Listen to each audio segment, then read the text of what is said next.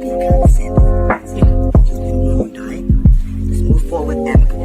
Okay, well, check this out, though. First of all, you throwing too many big words at me. Okay, now, because I don't understand them, I'm gonna take them as disrespect.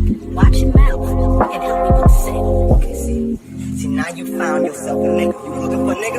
Nigga here now, see? My mind is so spectacular. Open up your aperture. You don't like the light that I be shining, bitch. You Dracula. Southern draw vernacular. Flip you like a spatula. Knew that I was built to put this world up on my scapula. I've been on this road so long, my tires ball. I don't wanna text and no, I don't wanna call. Came in this shit running, bitch. I don't know how to crawl. We ain't never folding, I'm holding the highest car. Look, okay, grew up running post routes. Now I'm on the cash route. Better call the plumber, that boy spitting like a bass spout. All these bad women in this club, fuck is you mad about? Word to all my estheticians, boy, I'm about to lash out. Straight from St. John's to the east side. Jigging since the knee high. Watch the way I put on for my state, nigga, yeehaw. Respecting no Aretha. Crazy how I made it to the league from the bleach eyes. Boy, my shit hair wrong. Black, rich, and bare arms. Smoking on that yogi, this shit stronger than some bare arms. Goku, I'm in rare form. You cannot prepare for him. When I swing, it's like a carnivore. This shit ain't fair for him. Brought intellect back to this rap shit. You niggas need chapstick. Shit been dry for way too long, and I'm the matchstick. You niggas Nickelodeon me.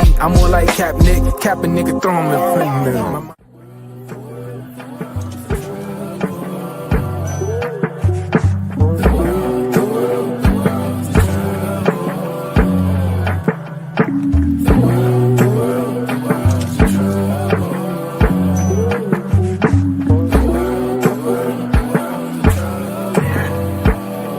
Party favors on the table, you can pick and choose. I would be lying if I said it, I don't get confused. I'm just a player in the game and I don't pick the rules. Why trouble always seem to find the ones with shit to lose.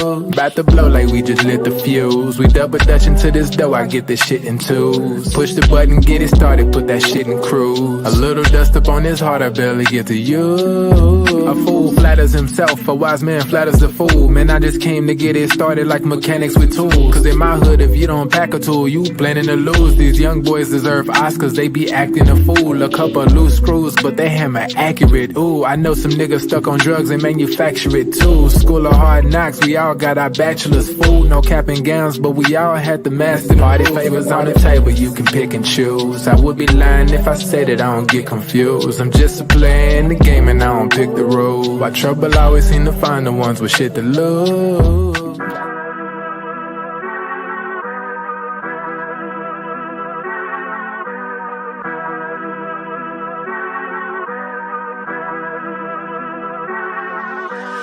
I'm dumb lit, it's about to be a late night. Fresh rack, shawty, show me what it tastes like. Niggas know me in my city like I'm Wayne Wright. Got them looking up to me and we the same height. Ooh, I got it bad, leaving my bag. Foot on the gas, they cannot last. Swimming with the sharks, bitch, that's a great white. Never stopping, we don't even need a brake light. Say she don't smoke, but she always smoke with me, yeah. Back with Finny, yeah, back up in the ovaries, yeah. All my ops, they stay running like they over easy, yeah. Even my masseuses can't just get too close to me, yeah. Shout out to Next. Soon as the ink dry, we count out the checks, yeah. I never flex. I bought up a business, you bought up a section. I'm at the top of my class, yeah. Y'all never learned from your lessons. Skywalker gave me the force, yeah. Turned this into an obsession, yeah. I couldn't wait on the team, cooking shit up with just me run play, yeah. Things never are what they seem, but we know the facts, yeah. Charging that shit to the game, but now I pull up with a battery pack, yeah. The bigger they are, the harder they fall, and we can just leave it at that. I'm dumb lit, it's about to be a late night. Fresh rack, shawty, show me what it tastes like. Niggas know me in my city like I'm Wayne Wright. Got them looking up to me and we the same height. Ooh, I got it bad, deep in my bag. Foot on the gas, they cannot last. Swimming with the sharks, bitch, that's a great white. Never stopping, we don't even need no brake lights. Big bro, why they call you big bro? Every time we hit the bank, we deposit zip codes. Well connected with the streets like we out in Skid Row. Hey, Coach, so not that I want you to kind of think a little bit too far ahead, but you got Dallas coming up to a back-to-back. So what's kind of the keys you telling your team to kind of really look for going to like a tough environment like the Mavericks? No, just, work on ourselves, continue to build good habits. The biggest thing for us, like I said, taking care of the basketball. We take care of the basketball, we're a different team. And then we got to get back in transition, not allow them to get easy baskets. make them play against our half-court defense, more times than not, and I think we'll be fine. But joining the show right now is the host of the Pull Up Podcast. It's BJ Matthews at the Pull Up Shows is where you can find him. BJ, thanks for doing this pregame now. Oh, man, no thanks needed. How you doing? You were at Coach Lou's pregame presser. You asked him a question regarding the resilient nature of this team. Just kind of summarize how Coach Lou put it with how they've been able to overcome injuries over the years. Just having the mindset of just being able to just lock in on defense and next guy up. We've been really living by that model for the last 4 or 5 seasons. Next guy up. Coach Lou is not new to this. He's had injuries in the past with Kawhi, with Paul George, with other role players. So it's just another walk in the park for him. Just say next guy's up. You got 15-man rotation. It's the next person to play. How are you feeling about the latest update regarding Kawhi Leonard? Coach Lou did say he's progressing well. He has yet to be ruled out of flying with the team on the road trip coming up. Is this encouraging? Do you expect him to be back within the next couple of weeks? It's hit or miss. It's all how he feels and how the Clippers are playing. That's why we need this win desperately tonight after coming off a 3-game losing streak.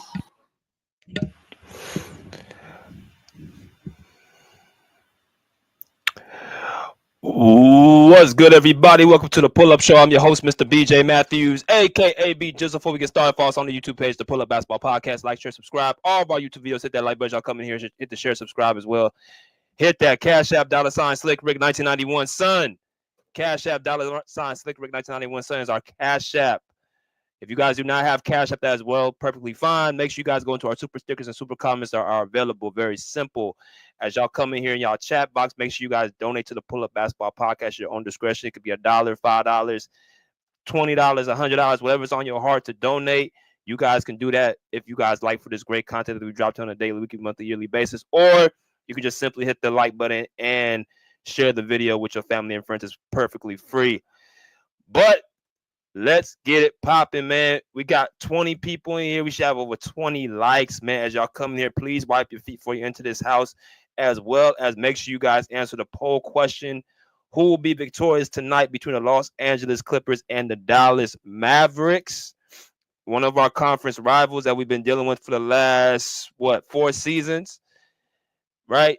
We're going to get into all that, man. But as y'all saw at the first first clip, man, that was, me answering to Coach Ty Lue a post-game question. Speaking about the Mavs, we're about to talk about right now, who we got right now on a back-to-back.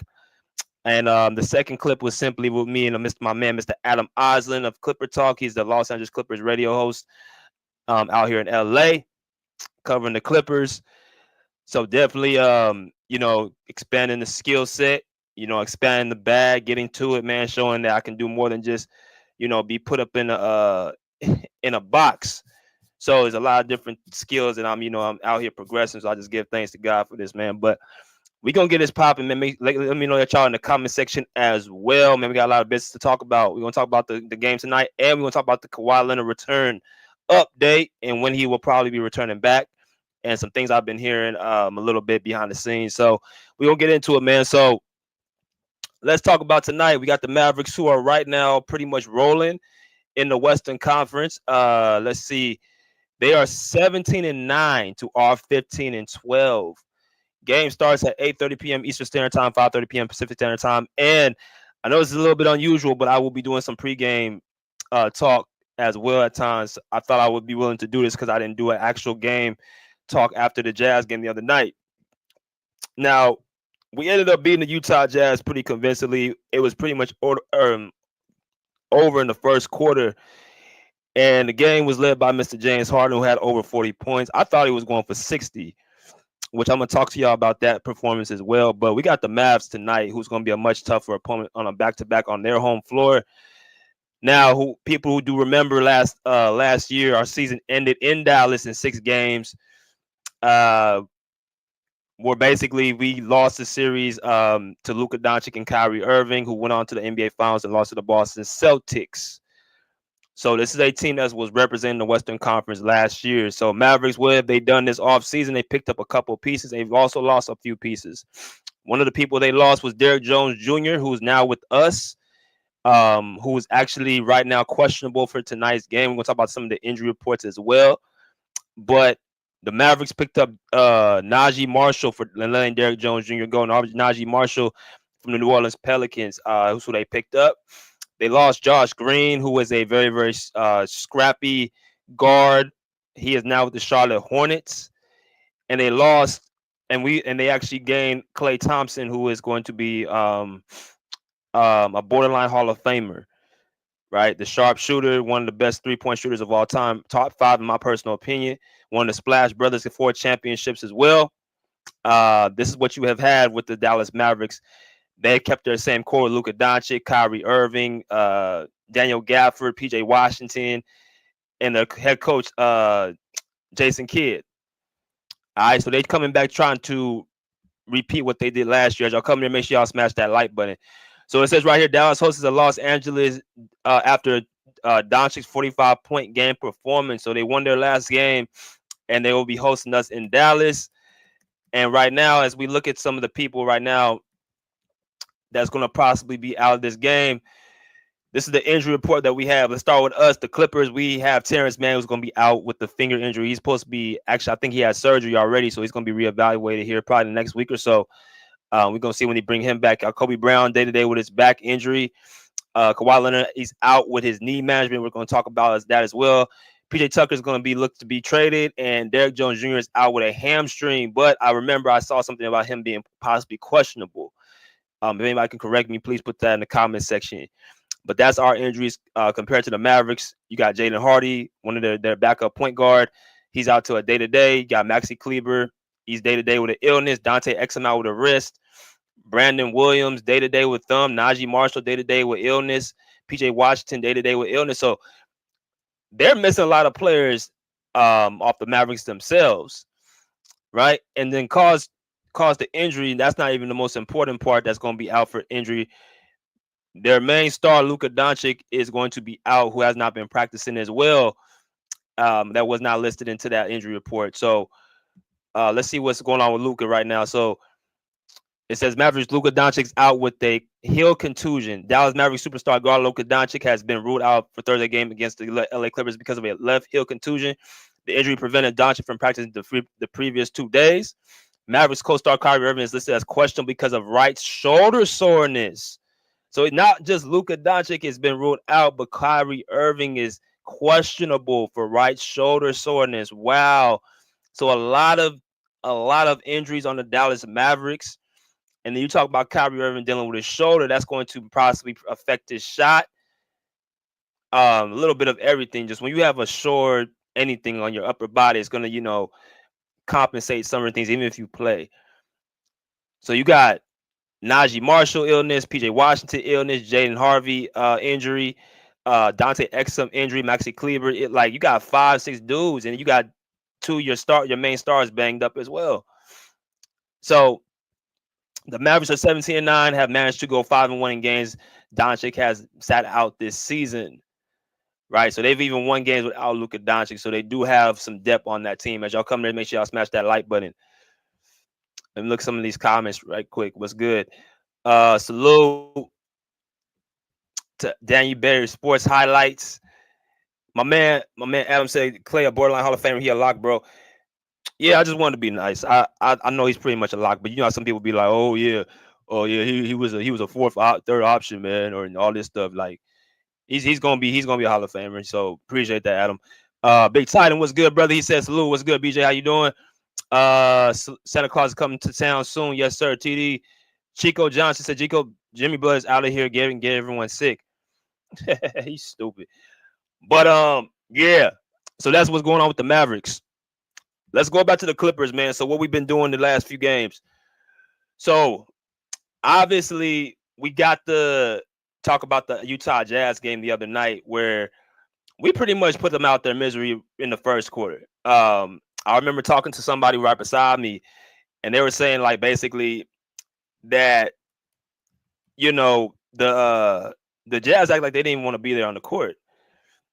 And right now, with games like this, that game we beat them 144-107. There wasn't really much to really report on because it was pretty much a game where we just basically ran them out the gym. And we had to start off with the person who did that. That was Mr. James Harden, who had 41 points, 11 for 17 from the field. And like I said, I thought he was going to go for 60 points. Now, I'm not gonna get into all the statistics. Like I said, it's not worth it. But I am gonna talk about how I felt like we played. So, like looking at the stat sheet right here, you got Harden with 17 shots. You got Norman Powell with 16, and Viska Zubac with 11. So all three of the guys were highly efficient from the field. Like I said, it was really a game that we basically dominated. So I'm driving home. I'm talking to one of the people I know, who's one of you guys know Mint. I was talking to her on the phone, and she was telling me she didn't like how the game went. I said, "What you mean?"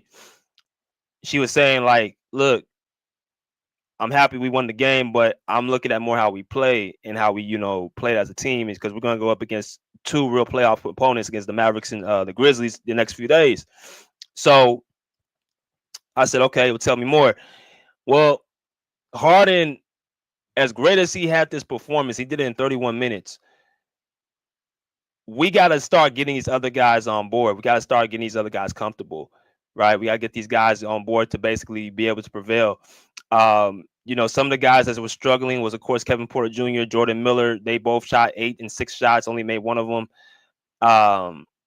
You know what I mean? I thought Amir Coffey, I told Adam before the show, he was a player I was going to be watching. He went 6 for 7 from the field. He had 16 points. As I told y'all before, I'm a big fan of Amir Coffey's game. I love his two-way play. I think he's earned the right to be in the rotation in the season and in the playoffs. I thought he got a bad hand the last couple of seasons, because you're talking about a 6'7" wing that can play, guard positions 1 through 3, right? And he's an interchangeable piece. So I think this is his year that he's really confident to, be on the court, and you have to keep him involved. That means you have to keep giving him shots, and you have to be able to allow him to be involved in the offense. So that's a guy who I was looking to watch, in the pregame. As y'all come there, make sure y'all smash that like button. We got 23 people, and we have over 23 likes. But she said basically, I don't need Harden scoring 41 points up against the Utah Jazz. I need to see this against the Mavericks. I need to see this against the Celtics a few weeks ago, because y'all remember when Harden had 42 points against the Washington Wizards. He didn't replicate that against the Boston Celtics. Now, I understand it was the Celtics. I understand that that's the world champions. But what I guess that we're getting at is that we need to see these performances against solid playoff teams, because these are going to be the games that really matter. And if we need to see more of our other guys getting involved and build their confidence up, because we know Harden's a bucket. He can score the rock. But we got to get guys like KPJ on board. We got to get guys like Chris Dunn on board. We got to get guys like Jordan Miller on board. We got to get guys like Mo Bamba on board. These guys got to get on board as well, because they're going to be asked to be vital pieces going down the stretch of the season and possibly in the playoffs. Right? So I think, Harden having 6 assists with 41 points, it was probably more of a game for him to start passing the ball rather than scoring. But I think tonight, as we watch the Mavericks, and they're not as good defensively, but they are still a top offensive team in the NBA. I think they're top 5 in scoring, top 5 in field goal percentage as well. That's how they're getting by. That's how they're literally getting by simply scoring the rock. So if I put up the team stats real quick, and then we'll go into the next subject. You got the Mavs, who are top 4 in offensive points per game. They're top 4 in field goal percentage as well, right? So those are 2 offensive categories scoring the basketball, which the Mavericks are in, right? We're top 3 in steals per game, and that's without Kawhi Leonard on the court. So I guess what I'm saying is these are 2 very winnable games tonight against the Dallas Mavericks.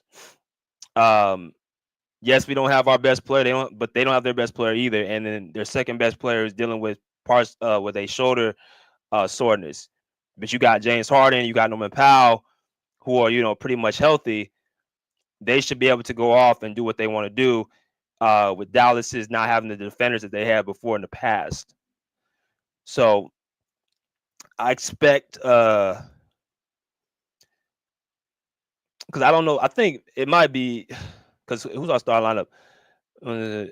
It might be PJ Washington guarding some of James Harden, or no, it's gonna be Kyrie.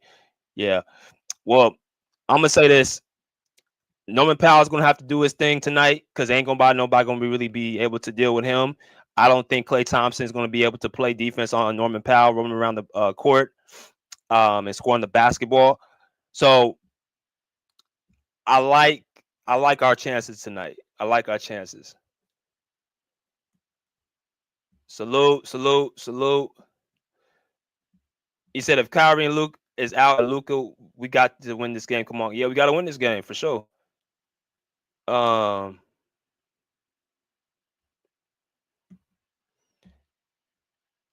Yeah, 39 on Denver. That was see the games against Denver. He used outside the last game where he had a bad game because he sat out. He's had good games against the more so less talented teams. And when you look at the top teams in the league and the top defenses like the Boston Celtics, like the Houston Rockets, those are teams defensively, I think, give them a harder time, especially on that point of attack. Let me see some. So those are really much I want to say about the Mavericks, man. But let me go into the Kawhi Leonard updates because I want to kind of get through this. I'm gonna drop the link in a little bit. But I saw a little something on the notifications on the X about Kawhi Leonard's update. So let me put this out here. So right now, he said Kawhi Leonard injury update. Clipper star takes a step towards return, but won't be back until after Christmas. It says right here, it said Leonard took a contact in 5-on-5 scrimmage, but his season debut will be December 27th as earliest. All right, so December 27th, we got the Golden State Warriors at home, and that's the earliest Kawhi is going to possibly return.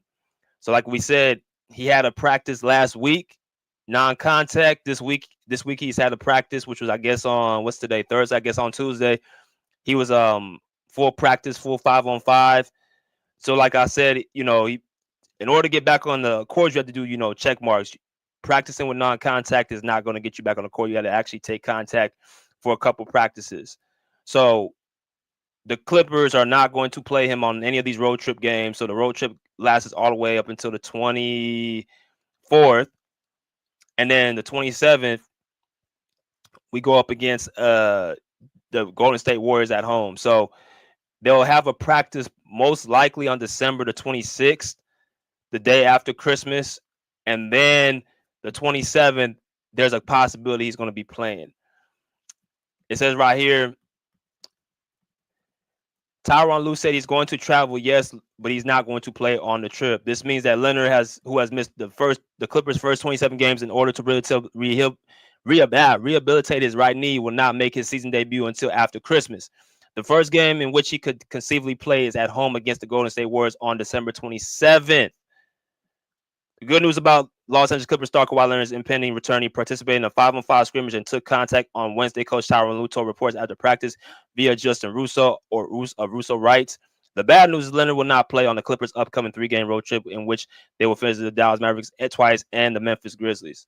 So there you have it. Now, let me tell y'all what I heard.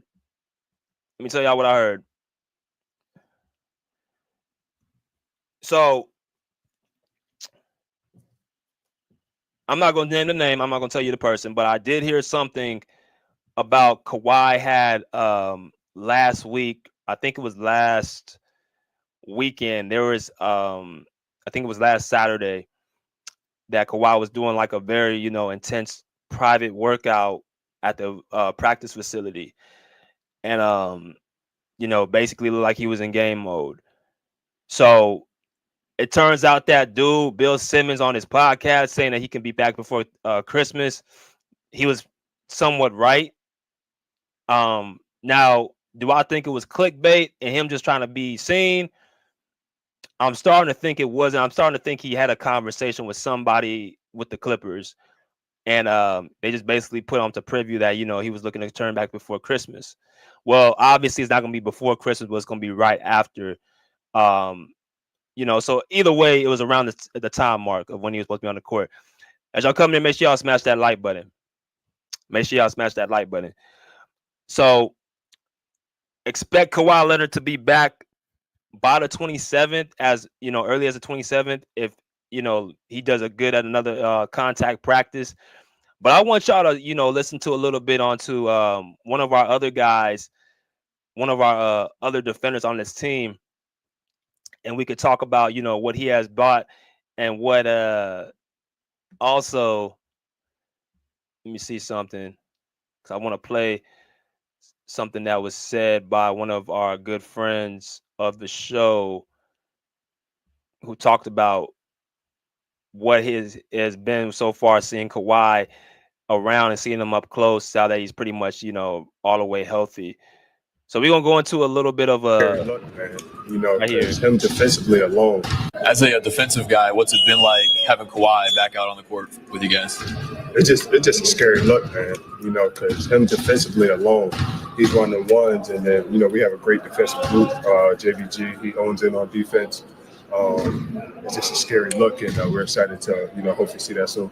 What have you gotten to see from Kawhi that you perhaps didn't see before, like seeing him as a teammate on the floor as opposed to a competitor that you've played against? Right.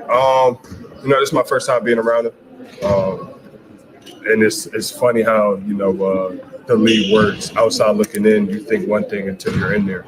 And he's a chill dude. Like everybody says, who's been around him, real funny. But one thing he's going to do, he's going to put the work in. He really loves the game of basketball. Even when he's on the court, he competes. He competes at a high level. You can tell he wants to be great. And you can tell, he raises the level of the floor, when he's out there. All right, so that was defensive guard Chris Dunn for the Los Angeles Clippers, speaking about Kawhi Leonard's return, what he's been looking like in practice. TD said, BJ, how do you think they move forward with him on the court? Maybe play him every other game. That's a good question. I mean, I don't think he'll start off playing back-to-backs. I think they're going to wait. They're going to slowly, bring his minutes up. They're not going to play him 4 minutes off the back. Against Golden State, they really don't even need to play. See, that's why I think the Warriors game, he's going to probably return, because we've already seen us play well up against Golden State, which we don't even need Kawhi on the court. So I think they can survive with him playing like 25 minutes, or if even that, 20, 25 minutes. Because the whole idea is to use Kawhi more as a decoy. But we have to start looking how he can get back into shape and get into ramp-up mode. So the Warriors game, I think, will be a appropriate game for him to return. But I think they're going to play him, slowly move his minutes up. They're not going to play him game after game. They're not going to have him miss one game and play. They're not going to allow him to do it, because you're never going to get into rhythm. You're never going to get into shape, right? If they play a game Tuesday and they have a game Thursday, he's going to play both of those games, right? It's going to be more about the minutes. It's going to be more about the minutes. See, it's not so much about the games. It's more about the minutes and the way you use Kawhi. If you have him play 60 games, because he played 68 games last year, right? And he pretty much was healthy the entire season. Right, he just had that mysterious, knee inflammation at the end of the season, but nothing was broken, nothing was torn. Right, the year before that, he's on load management, heavy load management. He tore his meniscus. So I think it's more about him getting on the court playing than him taking, a huge amount of time off. Obviously, you manage his knee. Obviously, you don't want to overwork it, but you have to. There's such thing as him getting. It's like, okay, you go into the gym, you work out. I want to get too off kilter. You work out, and if you sit around, like if you have like a 7-day period and you only work out 3 days, but you're used to working out 5, every single week that you start up, you're gonna have to like start back from scratch, because you're doing a routine that's not keeping you intact. It's not keeping you sharp. For Kawhi to get into game shape, he's going to have to play. But you can manage his minutes game by game, so it's still safe for him to play an appropriate amount of games. Right? So I think people need to worry about how many minutes he plays. If he plays 20, 25 minutes, I don't think that's going to put him in danger. Right? If he plays Tuesday and Thursday and Saturday, like that's not going to put him in danger, in my personal opinion. My man said, Clippers talk, he said, I don't think he's ever playing back-to-backs again. Well, that's going to be that might be an issue if you don't ever play good shit. What if you have a stretch of games where we have to have them back to back? You know, that would be tough. He said defense wins championships. I love our defensive identity. Yep. And that's what Kawhi's been excited about. But what I'm gonna do, y'all, I'm gonna drop this link. We're gonna go on a little bit of a commercial break. And make sure, like I said, y'all put any questions if y'all want to, simply show love to the panel, donate, all that good stuff, man. You guys know what to do. We'll be back in about a minute and 40 seconds. All right. Hey, Coach, so not that I want you to kind of think a little bit too far ahead, but you got Dallas coming up to a back-to-back. So what's kind of the keys you telling your team to kind of really look for going to like a tough environment like the Mavericks? No, just, work on ourselves, continue to build good habits. The biggest thing for us, like I said, taking care of the basketball. We take care of the basketball, we're a different team. And then we got to get back in transition, not allow them to get easy baskets, make them play against our half-court defense, more times than not. And I think we'll be fine. But joining the show right now is the host of the Pull Up Podcast. It's BJ Matthews at the Pull Up Shows is where you can find him. BJ, thanks for doing this pregame now. Oh, man, no thanks, Nita. How you doing? You were at Coach Lou's pregame presser. You asked him a question regarding the resilient nature of this team. Just kind of summarize how Coach Lou put it with how they've been able to overcome injuries over the years. Just having the mindset of just being able to just lock in on defense and next guy up. We've been really living by that model for the last 4 or 5 seasons. Next guy up. Coach Lou is not new to this. He's had injuries in the past with Kawhi, with Paul George, with other role players. So it's just another walk in the park for him. Just say next guy's up. You got 15-man rotation. It's the next person to play. How are you feeling about the latest update regarding Kawhi Leonard? Coach Lou did say he's progressing well.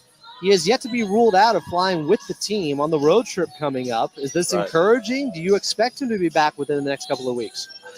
It's hit or miss. It's all how he feels and how the Clippers are playing. That's why we need this win desperately tonight after coming off a 3-game losing streak.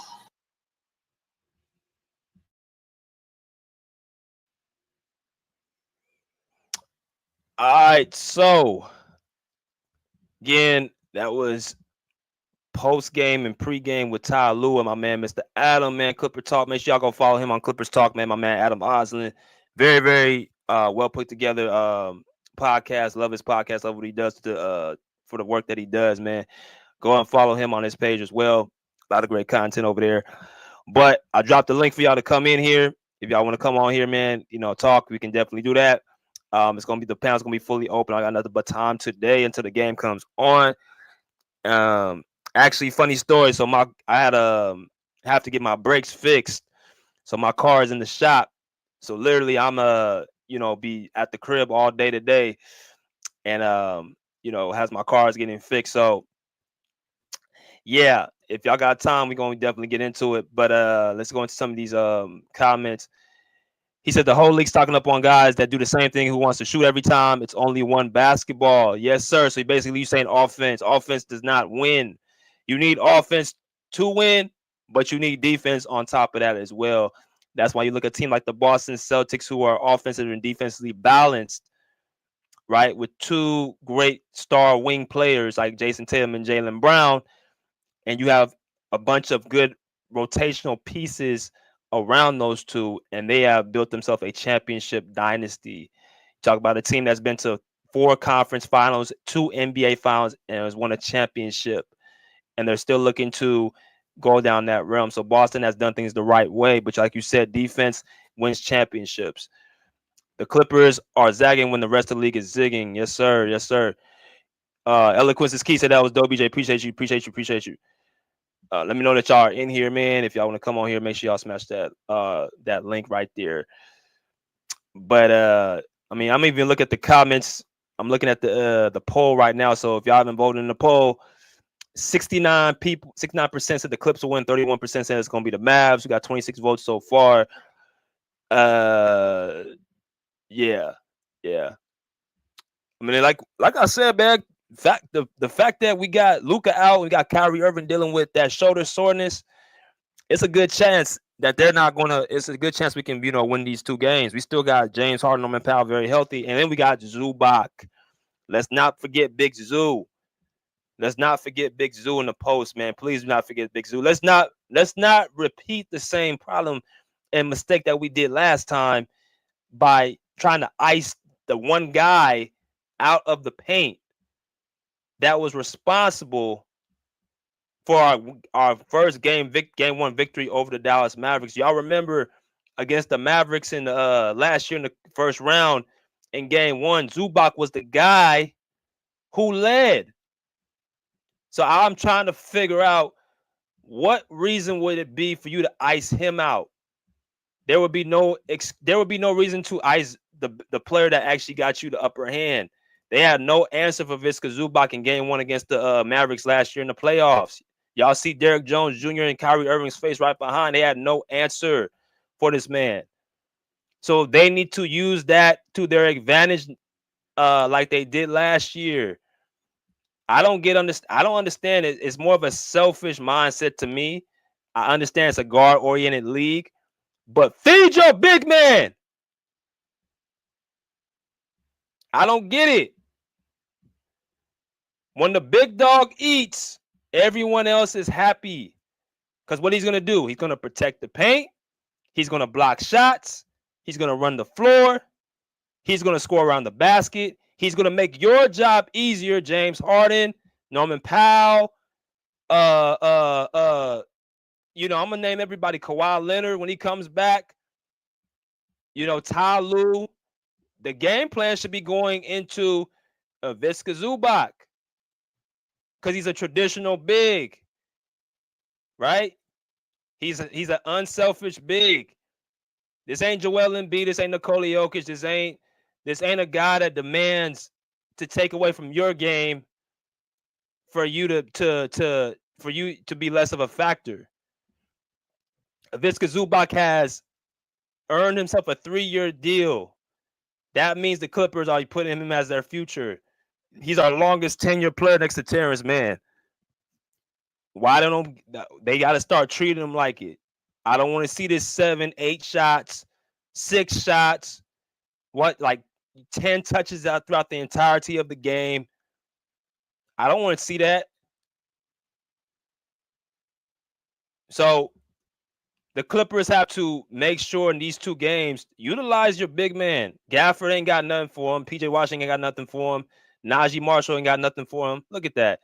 Like they don't have anything for this guy who's 7 feet tall. So you have to be able to use your size. And I think a lot of this goes to also the fact, oh, that's my phone. 1 second.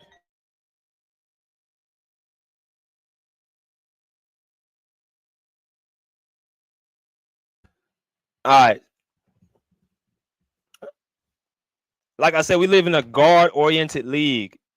So we got, and I understand I'm a guard too, but I grew up in the era, I love giving my big man the ball. If you really play basketball, you have a big man who's dominant, and you a guard, you give him the ball, and you allow him to do what he's doing, and he's killing the other big man, you talking trash to the other team as if you're doing the damage. That's what giving the ball to a big man does. But we live in an era that wants to shoot, chuck up threes, and just basically make it about guard play. No, I want high percentage shots. I want good quality shots.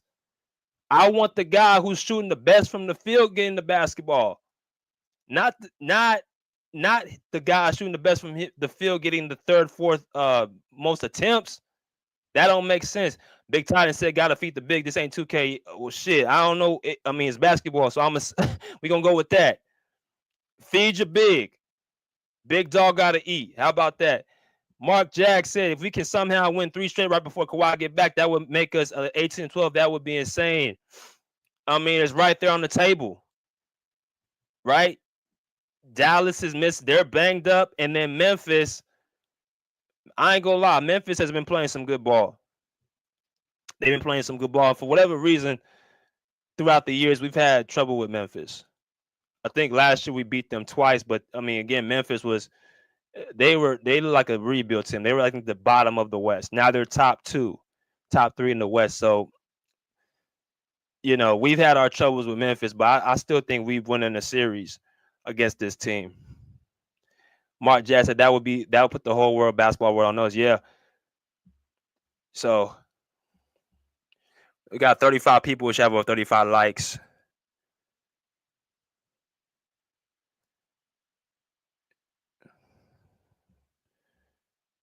He said, yo, BJ, this can't salute. Somebody blocked me on StreamYard. I can't join.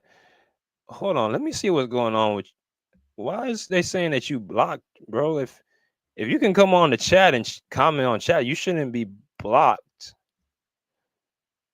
You shouldn't be blocked if you're able to go on the chat, bro. So let me see what's going on.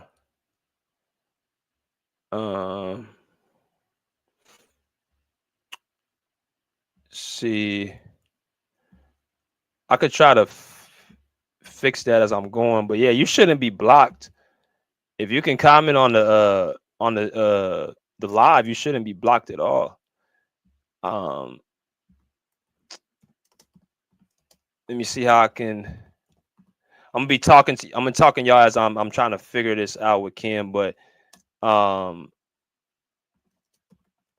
if anybody wants to come on, make sure y'all smash that link. Let me go ahead and highlight it real quick, because we got a lot of people that's coming in. Well, I'm trying to see what some of y'all saying about today's game, because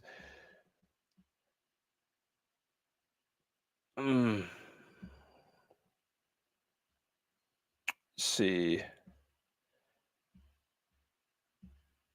Ooh. Okay. So Ken, try to exit out and then try to exit in to the chat if you can come in here. Try to exit in and try to exit out.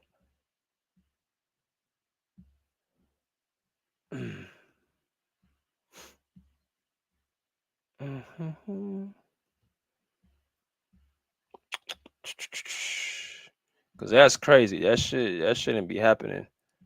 Cause you was just on the panel the other day. So you should be good. Should be good. Unless you have to use a different account. You might have to use a different account then, if that's the case. Because I'm not so sure why they would block you.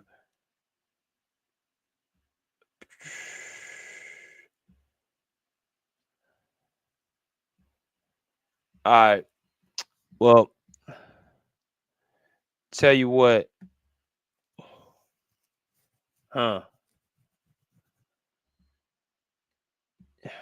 Man. Well, see, just keep trying to get in here, and then if you can't, then we'll figure something else out. But salute to Autism Boy, was good. He said the Clippers have to play 100%, play well on both ends of the court. BJ, yep, they gotta play both ways. That's the game of the game, playing offense and defense. And shout out to Ticket TV, man. I gotta give a shout out to Ticket. So y'all know Ticket's a big Bucks fan, right? He's a huge Bucks fan. Like Giannis is his dude. That's his guy. And he said he's the best player in the NBA. And I guess somebody went on his chat and said, nah, it's Nikola Jokic. And he like, nah, because Jokic don't play enough defense to be on that category. Like Giannis is a great two-way player. So we're going back to the days of, if you don't play both ways of the ball, we're not putting you on such a high pedestal. He said, I've never seen a guy get so much praise for playing one side of the ball like Jokic. And I gotta agree with that. I gotta somewhat agree with that. As great as Jokic is, and he's definitely top 3, because you're talking about a 3-time MVP. And he's part of the he's an anomaly. Yeah, we don't usually give offensive quote unquote guys the only reign of being what they can do on the court and put them on that level, on that pedestal. But because of just who Jokic is and what he's done. Like he's an exception to the rules. But if you got a great two-way player like Giannis, I mean, I would give it to him. And then based off of them winning this in-season cup, they don't turn that Bucks team around, right? Because everyone had the Bucks being out of the contention, coming into the season, like the first part of the season, because they were like 2-8, and they're talking about last year how Giannis and Dame didn't fit, which I thought was crazy. I thought that was crazy. I don't see how they don't fit, but they done turned everything around, and they're in the playoff mix. And I said, like before, the reason why the Bucks really dropped, it wasn't because of Jrue Holiday leaving. It wasn't because of Dame coming. It's because Chris Middleton got hurt, and he's been hurt for like the last two and a half seasons. Like Giannis, that's really his right hand man, is Chris Middleton. When he started having them injuries after his championship year in 2021, y'all see the Bucks first round exit twice. Giannis injury. They started going to the wayside. But now that Chris Middleton is getting back to his normal self and being healthy, now you've seen the Bucks starting to prevail. So really, that was the reason why they started going down, was because of the injuries. If Chris Middleton didn't get injured and he was still somewhat healthy, that second year they got beat by Boston in I think 7 games. Remember that year in 2022 when Chris Middleton didn't play? Then Jrue Holiday would probably still be there. And they would have probably had a chance to go back-to-back that year. Because like I said, he went 7 games without his second running mate. Like Chris Middleton is a huge piece to that team. So I think people need to look at that more than so they traded for Jrue Holiday and they got rid of Dame. Like, I mean, let's just be honest, Dame's a better player than Jrue Holiday.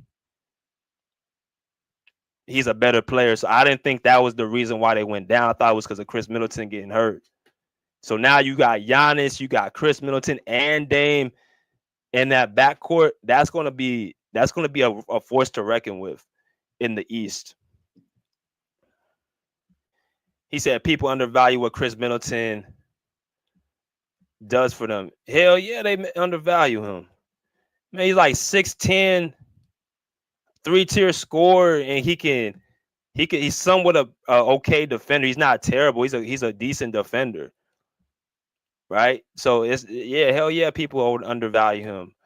He's the perfect third option. He's the perfect third option because he doesn't take away from what other players do, and he's not a selfish player. He's a team guy, but he has the skill set to do what he does on the court.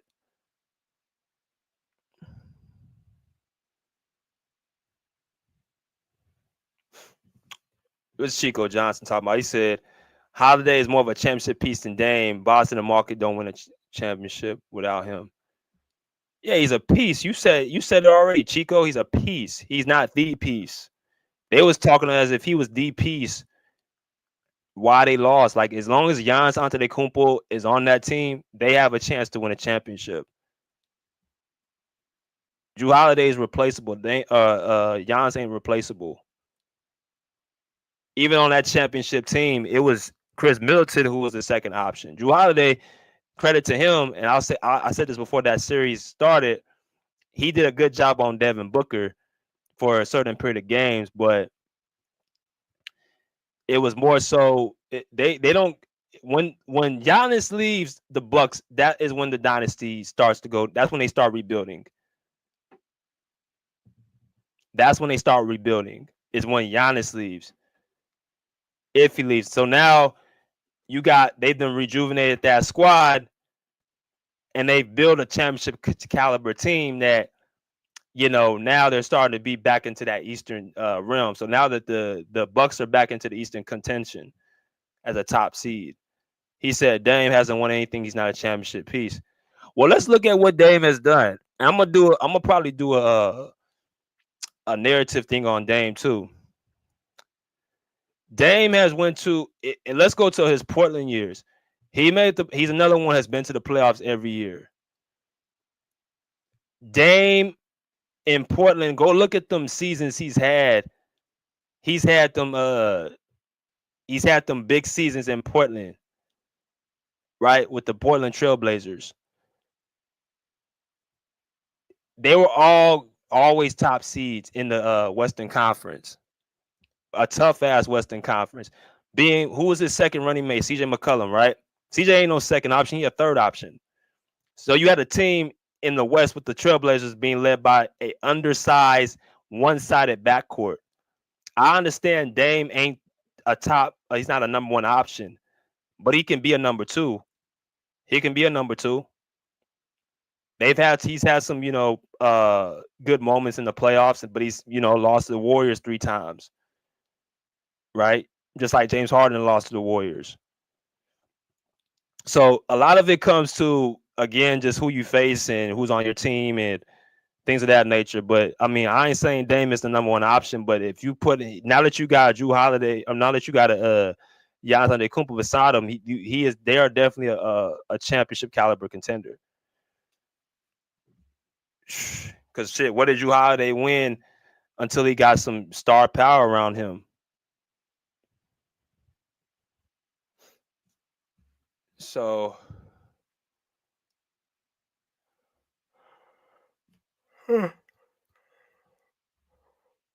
he said top seed and still would get bounced. Embarrassed by the Pelicans too.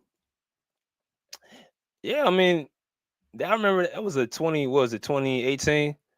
Yeah, I remember that. And actually, that was the team Drew Holiday was on. They had Drew Holiday on CJ, and they had Rajon Rondo on Dame. But that was a series too where it looked like Rajon had a lot to do with the Pelicans winning that series, just because of his IQ. I think if I'm not mistaken, I think the Blazers were the 3rd seed that year, and then you had the Pelicans were the 6th, and they still got swept. That's not supposed to happen. That's not supposed to happen. You ain't supposed to be a 3rd seed and get swept by a 6th seed. That shows you. Yeah, that was Rondo. That was more so Rondo. And you had AD, who ain't never won. He ain't even got out the first round. That was the only time AD made out the first round with the Pelicans, I think, in 7-8 years. And this was a player. You had a lot of these media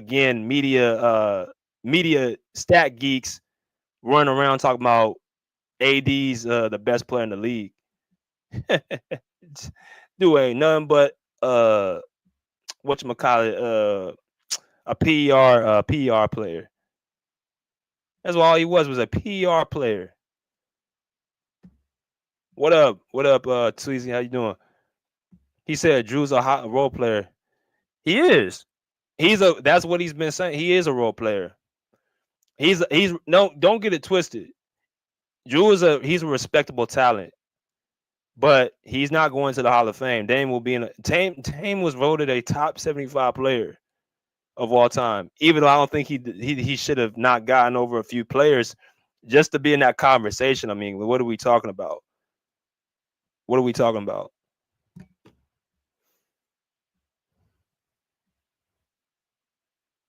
He said,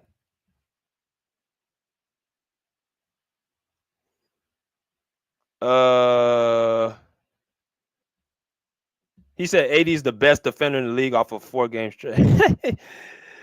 No, AD's a dog defensively. Like, he don't get it twisted. He definitely is a dog defensively. But he don't have, or he didn't have, I don't know what it would look like now. But in New Orleans, he didn't know how to win in New Orleans. He didn't know how to win. He was still trying to figure. I would like to see what he looks like when LeBron retires, if he can lead that Laker team and be healthy. But I got to see AD as the guy for an entire season again. Was he 31? Yeah, that's why I gotta wait till LeBron gets out of here. He needs to retire. Get them likes up. Get them likes up. Get them likes up. Click the link, whatever. Look at some of these other comments. One Kyle said, I like my dog Boogie more than AD. Yeah, Boogie was an interesting cat. He was an interesting cat, bro. He was an interesting cat. But Boogie had a bag too. Boogie was hella skilled. Like people forget Boogie Cousins was hella he was hella skilled. Hella skilled player, can shoot the three, strong as an ox, tough, shoot the midi. But that's when he tore his Achilles. Like when you tear your Achilles, that's almost a season killer. He said Jokic's defense is decent defense. Drew was an awesome assist. Yeah, Jokic is decent defensively as a help sider for sure. I guess I'm talking more so about can he stay in front of his man? Like if you ask him to guard up, that's what I'm talking about. But if you put good team defense around Jokic, like he has quick hands and he at least, can rotate. But I'm talking about more so individual sitting in the chair and guarding his man. Like I don't see Jokic doing that. He said Drew was awesome. He was definitely awesome.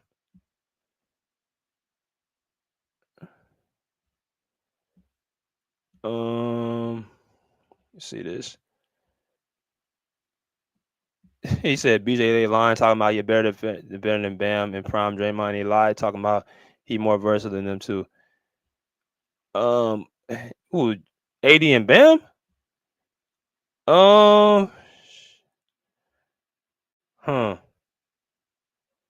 I gotta see. He ain't a better defender than Draymond in his prime. Hell no. Draymond used to guard. Draymond can guard fives and threes. And when he was in his prime, he can give you 15, 20 points. And he's a great defensive communicator. He was a hell of great defensive communicator. Like, that's the thing people forget about Draymond. Draymond used to call. Why you think Steph Curry don't want him leaving? Man, Steve Kerr said it. Without Draymond, we're not a championship team. Like Draymond to this day be banging with bigs. Yeah, Draymond's he's a defensive player of the year, man. Like, yeah. Draymond won the top of this past decade, man. He's a great facilitator. He does a lot now that I think about it, he does a lot for that Warriors team. He's a coach on the floor, he's a facilitator, and he's their best defender. Yeah, man. What's good, Bruce? What's good? Click the link if you in here, if you can come in. He said no Vaseline, ice. Yeah, man, these clowns coming in here, man, with these fake accounts. You know how they do. Yeah, I said AD. Yeah, I would like to. I don't know about him and Bam. That might be equal. Sweezy, that might be an equal one. I don't know. They both can defend, but I like AD and Bam. That's a tough one. He said Draymond was sticking Segun when they played. Hell, man, he was not just sticking him, bro. He was punking him. That's another thing too. He mentally, and I'm giving Draymond fly. Mentally, he takes players out the game. I mean, hell, you can even look at the finals a couple years ago against Jason Tatum. Jason Tatum was mentally not able. Draymond was literally trying to play mind tricks with him. AD don't do that, man. He don't mentally. He don't know how to.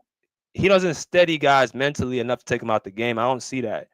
His physicality does it with his, his versatility and his elite athleticism and all that. But he don't mentally take players out the game like Draymond. He don't take players out the game like Draymond. Yeah, he does a lot, Titan. He does a lot. Tweezy said Bam and Draymond Claxton can guard 1 through 5, not 80. Defensive is over. I'm tired of them going and chase down blocks. They do the same thing. LeBron. He said Bam and Draymond. Bam can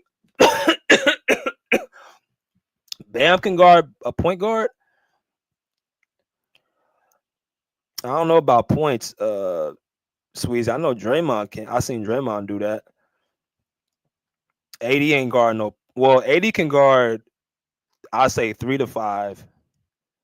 Maybe big twos, but I don't see Bam really locking down point guards. And you gotta remember the type of defense He's with the Miami Heat under Spoelstra. Like that team defense does a lot.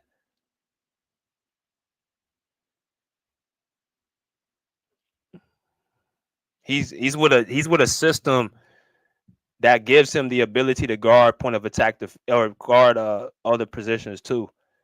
I mean, you got Jimmy Butler there. You had a lot of other those key role players there that can guard, that help him out.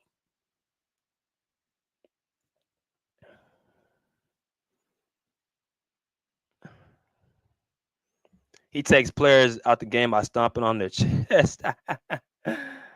Nice one, nice one. Nah, I'm saying for real though. Like when you watch him play, when you watch Draymond play, he's literally calling out offensive coverages against the opposing team. That's what he's doing. That's called IQ. That's called IQ. He has a high IQ. He affects the game in a lot of. I mean, he just knows how to win, bro. Hell, even in college, wasn't he in the Final Four with Michigan State or the national championship game? Didn't they get to the national championship game? Somebody help me out. Didn't Draymond get to the national championship game in college or the Final Four or something like that under Tom Izzo? Somebody in the comments correct me if I'm wrong. Like, did that happen? I'm pretty sure he was in the championship game in college. Somebody can tell me but I'm pretty sure that's what happened. Because the only reason I bring that up is because that circles around just how good he is as a basketball player and how much he wants to win. He said Bam is their best defender, which he's their best defender. Yeah, I'm just saying, like, he got other really good defenders, and he has a great defensive scheme around him with Eric Spoelstra to help him out as well. Like, that's like, if you look at the system Miami got, bro, like a lot of those guys, Gabe Vincent's, the Max Struess's, the Duncan Robinsons, those caliber of players, bro, that you ain't heard of before. Why you think they go to Miami and then they leave? They ain't the players that they were. Have anybody heard about Gabe Vincent since he left? Max Strus since he left? Shit, even Jimmy Butler, man. Like, here's another thing about Jimmy Butler. I might do a video on him too. Jimmy Butler, before he got to the Miami, can somebody tell me where he was at? No one knew about Jimmy Butler until he got to the Miami Heat. And it's really about just your fit, man. Like, Miami Heat is not for everybody, but for the people that are able to endure that, it transitioned their careers. Like, since he joined the Miami Heat, Jimmy Butler has helped, propel his career. Miami fits him like a glove, but it's not for everybody. I wonder how Asor Thompson will pan out. He might end up being a great defender too, along with Herb. Yeah. Oh yeah. You talking about the guy from Houston, right? You talking about Amon? You talking about Asor?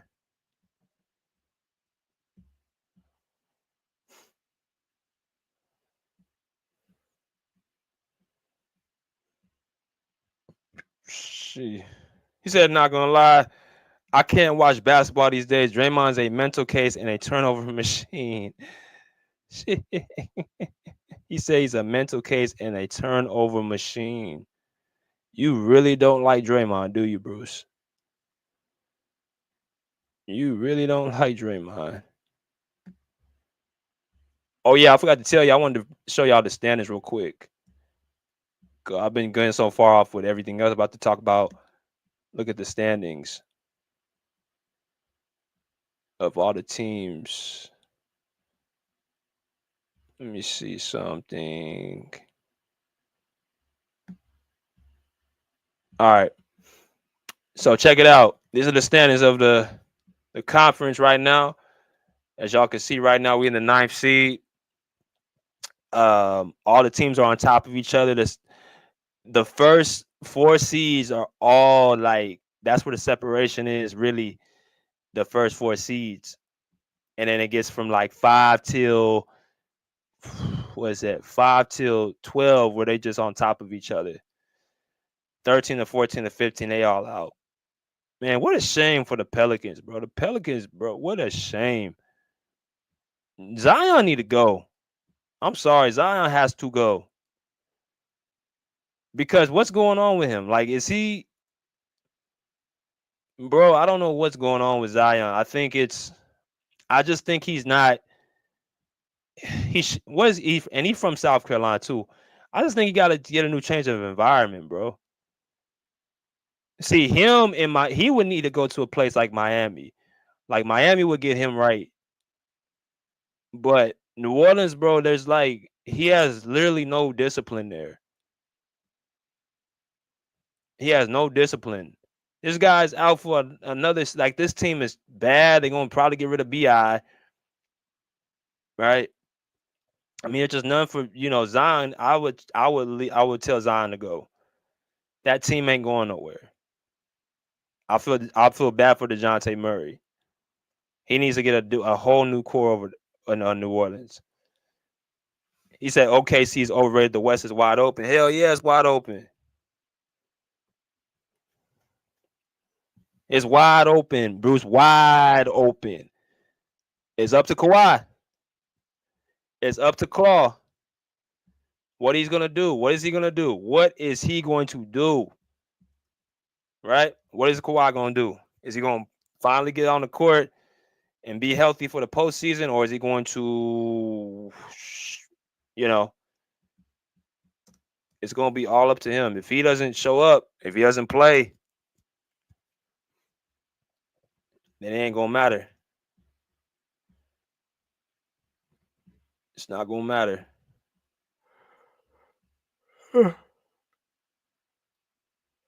He said, I think Zion is not for New Orleans is not for Zion. He's military style leadership. Yeah, I think he does too. That's why I said Miami. Miami, San Antonio,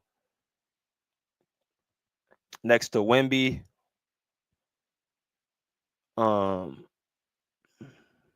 Yeah, he needs to. San Antonio is even worse because it's filled with Mexican food. Like I used to live in San Antonio. That's one. If that's not, isn't it the world's the nation's fattest city? Either there or Houston. It's either there, Houston or San Antonio is like the fattest city in the nation. So yeah, I wouldn't even choose. I would say go to Miami, bro, because Pat Riley ain't finna play that. And it's like New Orleans is a cursed city. Oh yeah, Toddy, you from Louisiana, so yeah. I keep hearing that too. I keep hearing the Pelicans. That's a cursed city. New Orleans is a cursed city. That's why I keep hearing over and over and over. So it might be shit. Cause when have the Pelicans even done anything? They ain't done anything for like, man. Says Chris Paul. They just they don't. Yeah, they ain't done anything. They ain't been to the conference finals.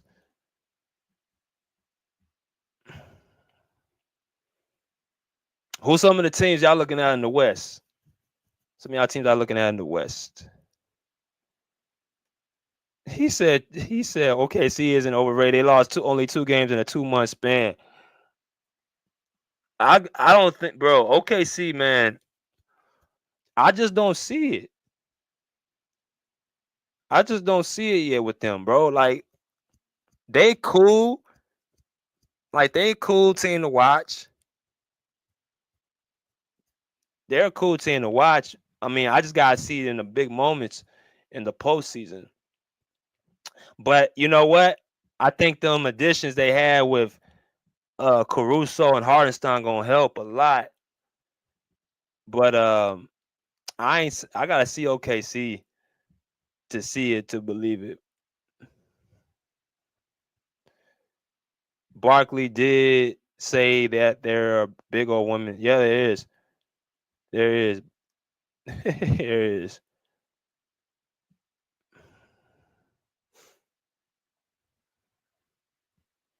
It took Hurricane Katrina for them to win a Super Bowl. Yep, I remember that. 2005. 2005. Hurricane Katrina. What a time. That was Bro, that's almost 20 years ago. It's almost 20 years ago, bro.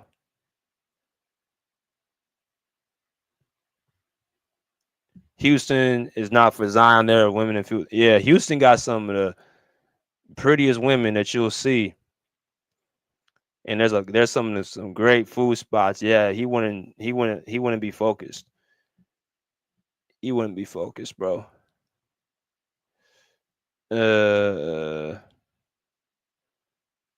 He said Doc Rivers is a first ballot Hall of Famer. Yeah, 1,000 wins regular season. I did a video on this. Was it yesterday? I said it's not the season; it's going to be the postseason with him. Because if you look at his teams in the regular season, they always do good. They always, he has like a bunch of first seeds in the regular season. Throughout his tenure in his career with the Celtics, with the Clippers, and with the Sixers, I think they were the first seed. Like, he does great during the season. He always seems to get top talent, but in the postseason, for whatever reason, he can't. You know how it is, Sweezy. It comes down to matchups. It ain't about how your seeding is. If you a first seed, that don't really mean you still got to coach in the playoffs. And if you face a team that you got to beat 4 times, and they have the ability to adapt and adjust to you and game plan, now you're gonna have to really coach, because it's all about chess moves. And that's why I think Doc Rivers struggles. But I think he struggles with adjustments, and he struggles with a series going longer. If the series goes too long, that's when I think Doc Rivers starts to get into trouble, because as the season gets longer and longer, it's only going to make more adjustments. So that's why I'm waiting to see how he does in the playoff against a team that's as talented as him, and a coach that's going to have to make him coach. So we have to still see what he's going to do against a team in the playoffs. I'd like to see what he does against a team like against a team like Boston, against a team like Philly, against a top tier team a team like the who else can I put? I could say the Knicks, but the Knicks their coaching is not really top tier to me. I mean, Tom Thibodeau just runs his guys to the ground. I don't believe in the Knicks like a lot of people do. I'm sorry. I just don't. I think they lost too much defense last year, and I think it was a little bit overrated. I don't think they really have a star. Jalen Brunson is a borderline star, but I don't think the Knicks are this all-world team that was reported throughout the season. I mean, hell, they even start off the season. What are they? What seed are the Knicks? What seed are the Knicks right now? Let me see if I can pull this up. Like, what's their record? Somebody help me out. What's the Knicks record right now?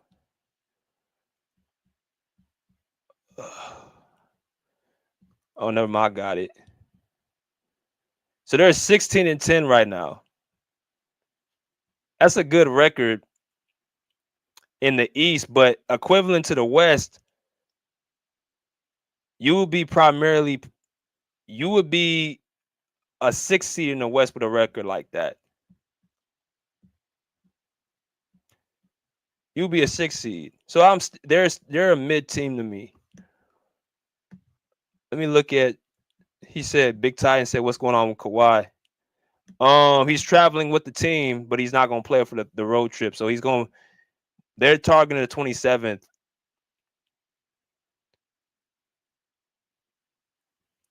They're targeting the 27th for Kawhi to come back. So we'll see.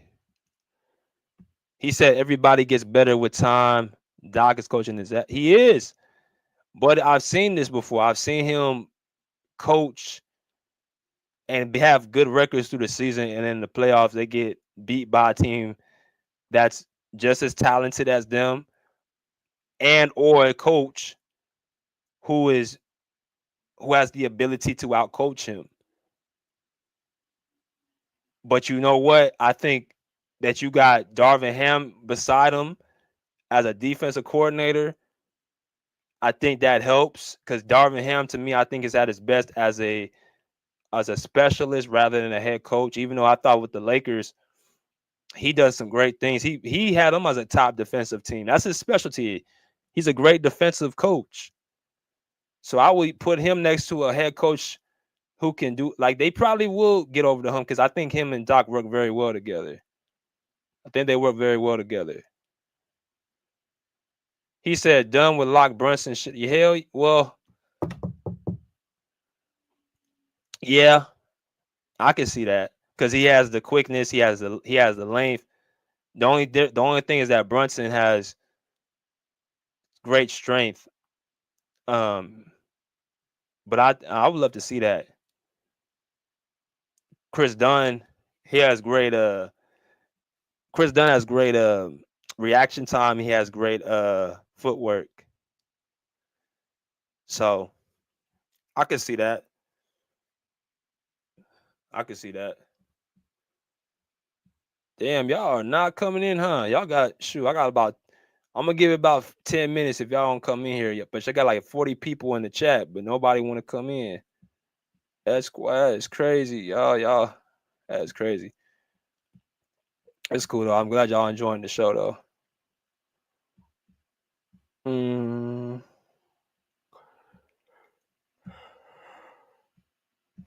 Shit.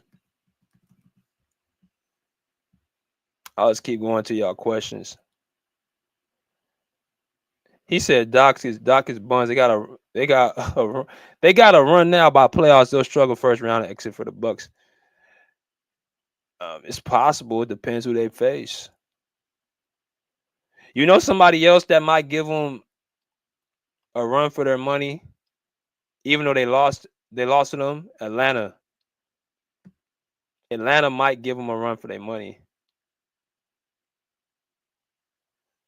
They might give them a run for their money. Because they got a great coach over there too, Quinn Snyder. And they got another very he shows up in the playoffs, Trae Young. He's a playoff performer. And they got great athleticism and length and size and all that good stuff. So that might be a great team too that can give them some issues. Deuce was good, bro. He said, I would come in, but I'm about to go to work. It's all good, brother. I was just saying, y'all got, as long as y'all enjoying it, man, y'all, all that's great. He said the beat of the West is overrated. It wasn't better conference than these last 2 seasons. Let me look. Let's look and see what we got. Let's look and see what we got. You said the West. You said the East was better than the West last 2 seasons. I'm not saying you wrong, but let me look. Let's look at the last couple of seasons. Let's go to 2022, 2023. So the West in 2022, 2023, the top 4 teams had over 45 wins in the West. In the East, the top 4 teams, the top 4 teams had over 50 wins. Huh. The top 4 teams had 50 wins in the East. Vice versa, the West had the top 4 teams had 45 wins. So the top 4 teams were better in the East than the West in 2022, 2023. You go down a little further, let's go to 5 to 8. It looks like the next 4 teams, 5 to 8, 47, 45, 41, 44. Okay, hold that. That's the East right there. The West, 5 through 8. You got 44, 40. Oh, yeah. Yeah. Yeah, 44 for Miami, 42 for Minnesota. Yeah. Yeah. It looks like the East was better that year. The East was better that year in 2022, 2023. Yep. And then the next season, let's look at the next year, 23, 24, last season. So the West was 57, both of them seeds, 1 to 2, 56 and 51. So the top 4 teams had over 50 wins. They moved up in the West. In the East, the best team had 64 wins. That was the Boston Celtics. The East, they won the championship last year with Jason Tatum and the Celtics. So they were the best team in the NBA. When they faced the Mavericks, it wasn't particularly close. Top 4 teams had over 50 wins in the West. The top 4 teams in the East barely. There are only two of the teams had over 50 wins. 5 through 8. Let's look at 5 through 8.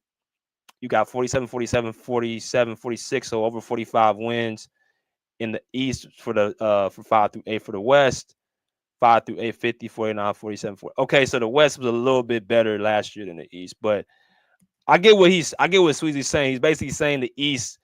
Everyone's saying the East is it's just so far behind as a narrative, right? And then you look at the best team in the East was the Celtics, and they basically won the whole thing. So, I mean, yeah, the East has gotten stronger, man. You can't say no longer, oh, the East is weak and the East is soft and the East is this ain't back in the LeBron era where he was just running through the East. They said Houston talking about getting traded for the Aaron Fox. Oh, that would be a big ass move. That would be a huge move. Who they trading though? They probably get rid of Dre. They would probably get rid of Jalen Green. Jalen Green. That guy Eton. Who else am I looking at?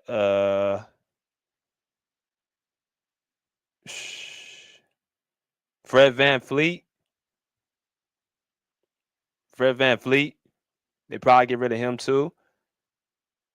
VanVleet, Jalen Green, and Eton. They probably get rid of those 3 players for the Aaron Fox. I mean, I would do that. Shit, if I can keep Dylan Brooks and keep Amon Thompson, Alfred Sengun, and just get De'Aaron Fox, man, I'm doing that in a heartbeat. And I think De'Aaron Fox is from Houston too, so yeah, that would be a great fit if they can get De'Aaron Fox. That would be a hell of a fit. He said, I think the Grizzlies can be a dark horse for a deep. Yeah, man, oh my man, I made a video about the Grizzlies. I seen this 2 years in a row, bro. They are not making a deep playoff run. They don't have the the thing about the Grizzlies, the problem with them, they lost their identity when they lost Dylan Brooks, Steven Adams, DeAnthony Melton, and Tyus Jones. They got rid of too many guys that helped build their culture and helped gave them stability on that team. Like Tyus Jones was a great backup point guard for Ja Morant, who's not a point guard, who's a scoring guard. You see Tyus Jones in Phoenix, what he's doing with that team. Before KD got hurt, they were a top 2 team in the West. Tyus Jones, Dylan Brooks in Houston, as annoying as he is, he was a great piece to that squad. And he's, the perfect guy to, be the enforcer on the team, going to play hard, play tough. And then you look at a guy like, Steven Adams, he's with Houston as well. They lost DeAnthony. They lost a lot of pieces over there, man. They lost Kyle Anderson, Slow-Mo, who I thought was a good person for their team. Like, lost a lot of players on Memphis. And now you got to, you still got some of your core guys, JJ, Triple J, and Desmond Bain with Ja, but what's around him? Marcus Smart. You know what I'm saying? You got Luke Kennard, who's a sharp shooter, but most of them guys are a lot of, younger guys with Memphis. They not beating nobody. They overrated as hell. They ain't doing nothing in the West, bro. Sorry. Especially in no playoff series. It'll be so easy. It's so easy to game plan up against Memphis, bro. It's easy to get game plan off of Memphis. I don't trust a team that has Jaren Jackson leading them in scoring. I don't trust that. I don't trust that. They got Triple J leading them in scoring, bro. I don't trust that.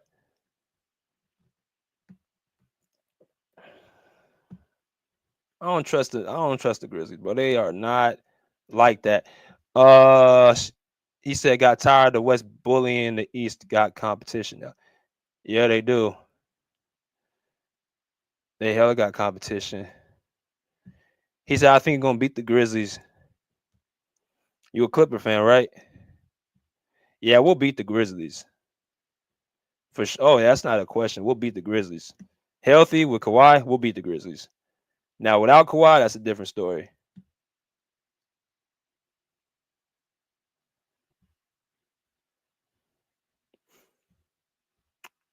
He said Norman Powell Zoo is leading you in scoring. So what you saying? What is you saying, BJ? I'm saying, well, if Kawhi Leonard's on that team, he's not leading them. He's not leading them in scoring if Kawhi's on that team. See the difference, Sweezy? If they got Ja on the court and you got a defensive player leading you in scoring. You got a defensive player leading you in scoring. That's the difference. Kawhi on the team, he's not Norman Powell. Well, if Kawhi is healthy, he's not leading them in scoring. He said Ja's pass has gotten a bit better too, though, BJ. Yeah, I will give Ja credit. He is playing a lot more cerebral, a lot more smarter. Yeah,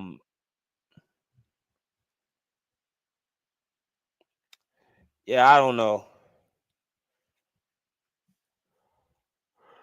I don't know. I just don't think Memphis is. I see this story before. It'd be hell. It's all going to come down to matchups, bro. Hell, even in 2023, bro, when they faced the Lakers, man, the Lakers beat the hell out them as a playing team because the Lakers had the personnel defensively to deal with. I watched that game 6 between the Grizzlies and the Lakers, bro.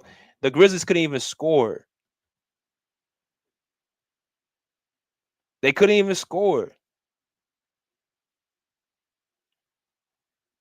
Bro, I gotta see them how they gonna play in the postseason.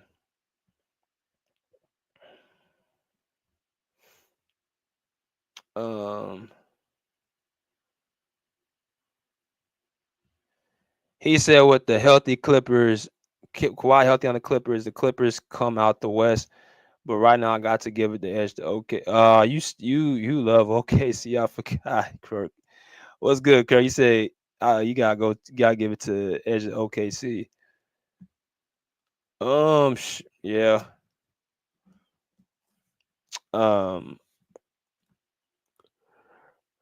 Excuse me. You love OKC, huh? You love OKC.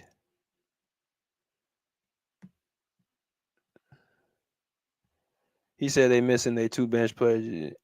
Yeah, I understand they missing 2 bench players. But they're more defensive guys, bro. They're not offensive guys. I don't think they offensive guys. Vince ain't an offense. He a defensive dude. So I think Memphis they lose to OKC. I think they will lose to Golden State. I think they'll lose to us. I think Phoenix can beat them.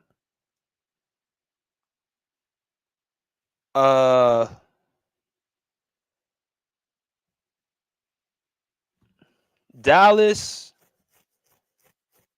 I think Dallas can beat them. A lot of teams I think can beat Memphis, bro. Shit, they ain't done nothing for me to be like, oh, they are sure locked in. I mean, hell, they never made past the second round. They barely beat the Timberwolves in 2022. They should have lost that series.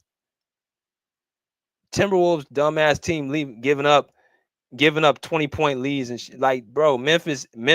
I've seen this story twice where they've gotten put out early in the playoffs, and I just named 4 teams that can put them out this year. Salute, E. Salute. Salute. Salute.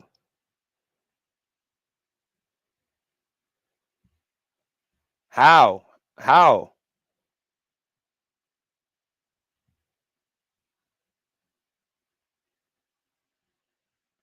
Phoenix got better.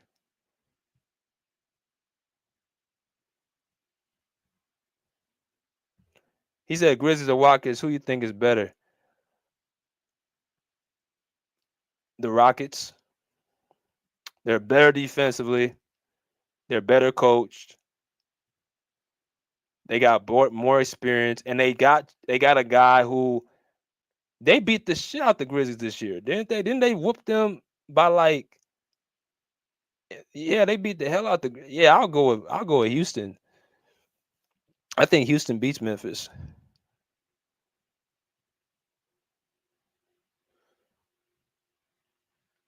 He said Ja will be dunking all on the Suns, and the Suns have the defense to deal with Ja. So you got nobody for KD. Booker, who's guarding Devin? Who's guarding Devin Booker?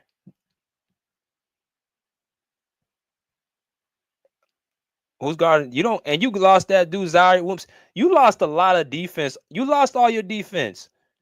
Triple J, Vince is not a better defender than Dylan Brooks or Zaire Williams. I'm telling y'all, bro, Memphis lost a lot of their identity throughout the last couple seasons. I like to see them against Denver too. I like to see them against Denver. I like to see that series.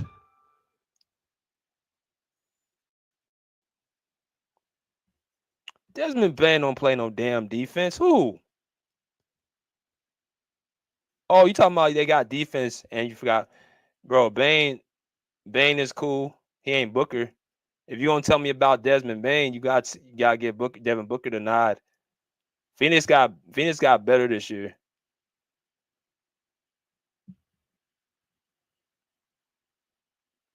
He said, I don't know. Phoenix might get Jimmy Butler. Oh, if you get Jimmy Butler, you can just go ahead and just cancel that series.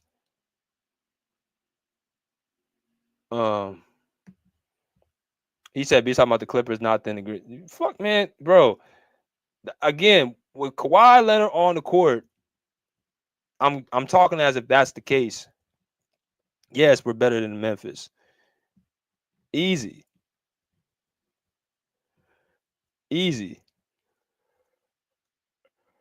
We got defense. We got straps. We were top 5 in defense.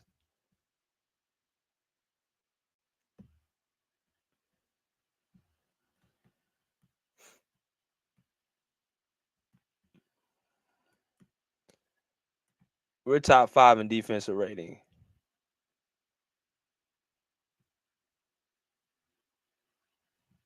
Memphis ain't top 5, and that's without Kawhi Leonard.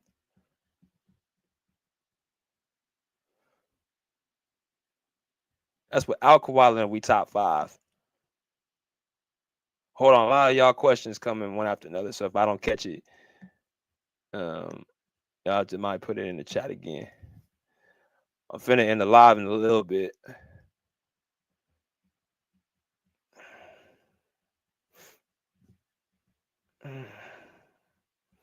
He said, "Does the Rockets have a true closer or option?" No, they don't have a new number 1 option, but yet they still are a top 3 seed in the West, and they're a top 2 defense. So the name of the game is winning games, and what they have built is a team. And you're right, they do need another piece because I don't think Jalen Green is going to be it. I think he's going to probably be gone. And I think Nordy Mayu Doka, he's going to go in the offseason looking to make a big move, I don't think it would be at the trade deadline. Because you got to remember, bringing in a big star at the middle of the season is something that tends to not really work out in the best way. You usually do that in the off season. You don't usually do that during the season. You don't usually do that. You don't usually bring in big pieces in the middle of the season and say go out there and play. That usually has to go through training camp and through an entire season to build it up. So I don't think that's going to happen until the off season. Like say Houston gets to the playoffs and they lose in the second round or so, Ime Udoka's going to look to make a big move.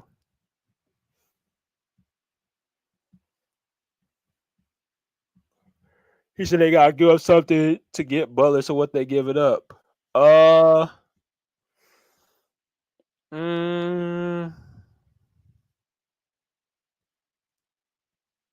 They probably give a Royce O'Neal.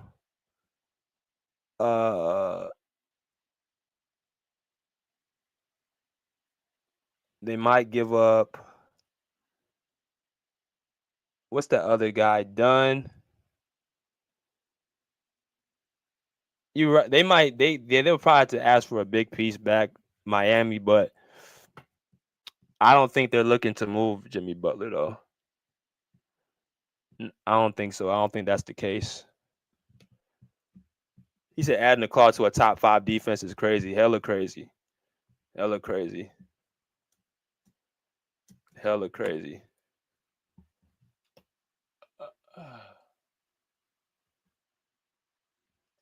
Shoot. Ugh.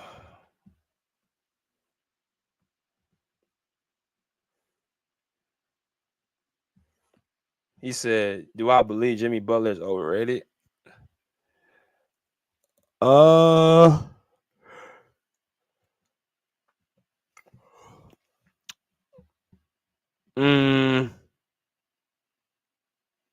It depends who you asking. I think if you talk to the mainstream media, I think he underrated. I think mainstream media don't give him enough credit. They don't give him enough credit for what he's built in that Miami culture. You know, he's done more than a lot of these so-called stars on other teams. Shit, like I said, the 2 teams in the East have been dominated. The last 5 seasons has been Miami and Boston, not even Milwaukee. Milwaukee had one championship year in 21, and then after that, he never went back. Right? Boston, they got 4 conference appearances and 2 championship finals appearances and 1 championship. Miami got 3 conference finals appearances and 2 championship finals appearances. But check out who Jimmy Butler had around him compared to what Boston had around them, Milwaukee, hell, even Philly. Like, from what Jimmy's been able to do with Bam Adebayo as his second running mate and the flummox of talent around Miami, and he's had the most success. So I think when you talk to the mainstream media, they underrate him. And they put these guys who ain't ever got out the second round over him when he has less help. Now, if you ask me, is he overrated on amounts to realms of, you know, what he would be outside of Miami? Yeah. I don't think he looks the same because we ain't seen it. We've seen him in Chicago. We've seen him in Minnesota. We've seen him in Philadelphia. All 3 stops, he's been nothing more than a third option. And when he's a second option or close to a first option, you're not getting out the first round. So where your environment and where you at is still it makes a huge difference. So I hope that answers your question.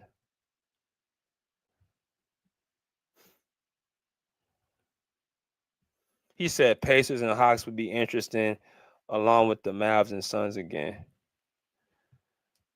Yeah, I think the Suns and Mavs would be better this time. Pacers and Hawks, that's a lot of offense. I don't think the Pacers, to me, like, I'm off on them. They're not doing nothing. There's too much offense, not enough D. who did he beat to run it on those finals though? That's the point. It was like I'm saying in Miami, he beat the Celtics twice. He beat the Celtics, he beat the Bucks, with and without Giannis. Because remember in the bubble, the Heat beat the Bucks in the bubble. They swept them without Giannis, and people say, "Oh, they didn't have Giannis." The next time in 2023, the year the Heat went to the finals, Giannis was there 3 out of those 5 games, and they lost every one of them games Giannis played. So you can't say Giannis didn't play because he did. He played game 5, he played in game 1, and he played in game 3, and they lost every single one of them games. You know what I'm saying? So it's not like Jimmy didn't beat Giannis when he was on the court. Beat when we had Drew Holiday. Hell, Drew Holiday left after that series. Mike Budenholzer. You can say Jimmy Butler broke up that Milwaukee team. You can say he broke up that Milwaukee team. Dude, I ain't never seen Drew Holiday get talked to like that, like he did, like Jimmy Butler did. Oh, Jimmy Butler was talking shit to Drew Holiday, saying, like, I own you. This is a prime defensive player. And Jimmy Butler, who I know is bigger, stronger, tall, all that stuff, but it's the mentality of his, like, how dare you think that you can guard me? And Mike Budenholzer got fired. He broke up that Milwaukee team, bro, that core. So he beat them. He beat the teams in the East. He beat Philly. He beat all the teams that everyone says is on the upper echelon over the Miami Heat. Jimmy beat. That's who the Heat beat. So yeah, I think he's underrated in them realms, bro. Yeah, shit. Cause people don't really, they don't like Jimmy. The media, I won't say the media don't like Jimmy because Jimmy doesn't follow a certain agenda they put out. He ain't a certain agenda he don't put out. That's why they don't like Jimmy Butler. He said he didn't beat Philly, I don't think. Yeah, they beat Philly in 6, remember? That's when James Harden looked like he had 9 points in that closeout game because he was dealing with that hamstring injury. But yeah, they beat Philly. What's good, Bruce? What's up, BJ? How you doing? Man, this is the longest one I did live without anybody coming in. Well, everybody is working because they have to make that money for the Christmas gifts. So, yeah. How's life with you, bro? I mean, it's gonna be interesting. 2025. So life is gonna be interesting. Life is good. Better than I've had better days, but everything is good. How's everything with you? Oh man, can't complain. Everything's great. Everything's good. And just enjoying life. That's good. That's good. That's good. That So, is good. Talk to me about tonight. What you excited about tonight? Who's playing for the Clippers? I mean, I know Jones is gonna be hurt, right? Yeah, Jones is hurt. Terrence Mann is out. Kobe Brown's out. All those guys are out. I mean, Mavs should win. But Mavs should win. But Mavs missing Luka and Kyrie's has shoulder soreness, and they have a bunch of guys out too. Luka is not playing tonight? Nah, he ain't playing. Damn. Yeah, Clippers should win that. I mean, I watched the Mavs destroy. I mean, Luka destroyed the Warriors the other night. So. What you think about the Clip game yesterday, or against the Jazz, the last game they played? I mean, they should win that. it was James Harden was feasting. I mean, there's nothing. It was the Clippers was practically jogging. You won by 37 points. So I mean, they're playing the Jazz. The Jazz probably one of the worst teams in the NBA. So I don't think there's nothing to take from it. You're supposed to beat the Jazz. So the Jazz, I think they lost 20 games or 20 something, 21, 22. I don't know, 20 games. So you're supposed to beat the Jazz. So I mean, there's nothing I can say about it. I didn't finish watching it. So I was like, oh yeah. I mean, in the first half, you score 44 points. Or was it 40, 30? I don't know. Yeah, he just basically feasted. I was like, yeah, I'm not watching that. Basically, like I said in the comments, I don't really watch a lot of basketball this year because I'm tired of watching go past half court and shooting three. People who should not be shooting threes, shooting threes. Okay, I cannot watch that. That's not basketball, man. The NBA should be and now they have the All-Star game. That's guaranteed. I'm not gonna watch that. So I didn't watch the Cups thing, whatever Emirates, whatever it is called. I didn't watch that. Even when the Warriors were playing or Clippers, I didn't watch those games. I'm sorry. None of those interest me. So yeah. I don't know. I'm gonna. I don't know if I'm gonna watch tonight if Luka is not playing. So Clippers should win that, man. I mean, Clay is gonna play. I don't know about that. I don't. I don't think he's still the same player. I think he's getting wide open shots now, but that's fine. So yeah, man. Clippers should win tonight. Clippers should win tonight. Yeah, I think they should too. I think Harden. I think Norman Powell should have a great night. Yeah, they should win tonight. I mean, Mavs defense is not really that good. They're winning by offense. Exactly. You know,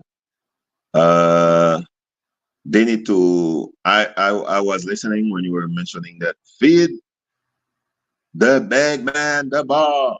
So yeah, I agree. Yeah. That's how I think they should play. Feed them the ball. Let me go to what's good, T? Can you hear me? Yeah. What's good? It's good. Shit, what time y'all play the Mavericks? 5:30 West Coast time. Okay. Now what I was saying was, I don't think the Thunder are frauds. I don't think they overrated. I do think they should sign Dwight Howard because Chad is too small. He can't really bang with centers. That's why they brought in Hardenstein. I feel like if OKC can get another 5, they'll be cool. Also, the Grizzlies. I like the Grizzlies because I'm gonna tell you why the Grizzlies is different from what year was that when they lost to Lakers? Was that 22 or 23? 23. Yeah, the year they lost the year they lost to the Lakers, they were completely garbage. If you look at how they played at 22 or 23, they were a completely different team. You feel me? Their defense fell off. They couldn't hit any shots. They couldn't fucking score. They looked like a JV fucking basketball team instead of an NBA team. But I'm loving what I'm seeing from this Memphis team. Triple J is playing more aggressive, looking like a more two-way player. He just be committing dumb fouls, he too handsy.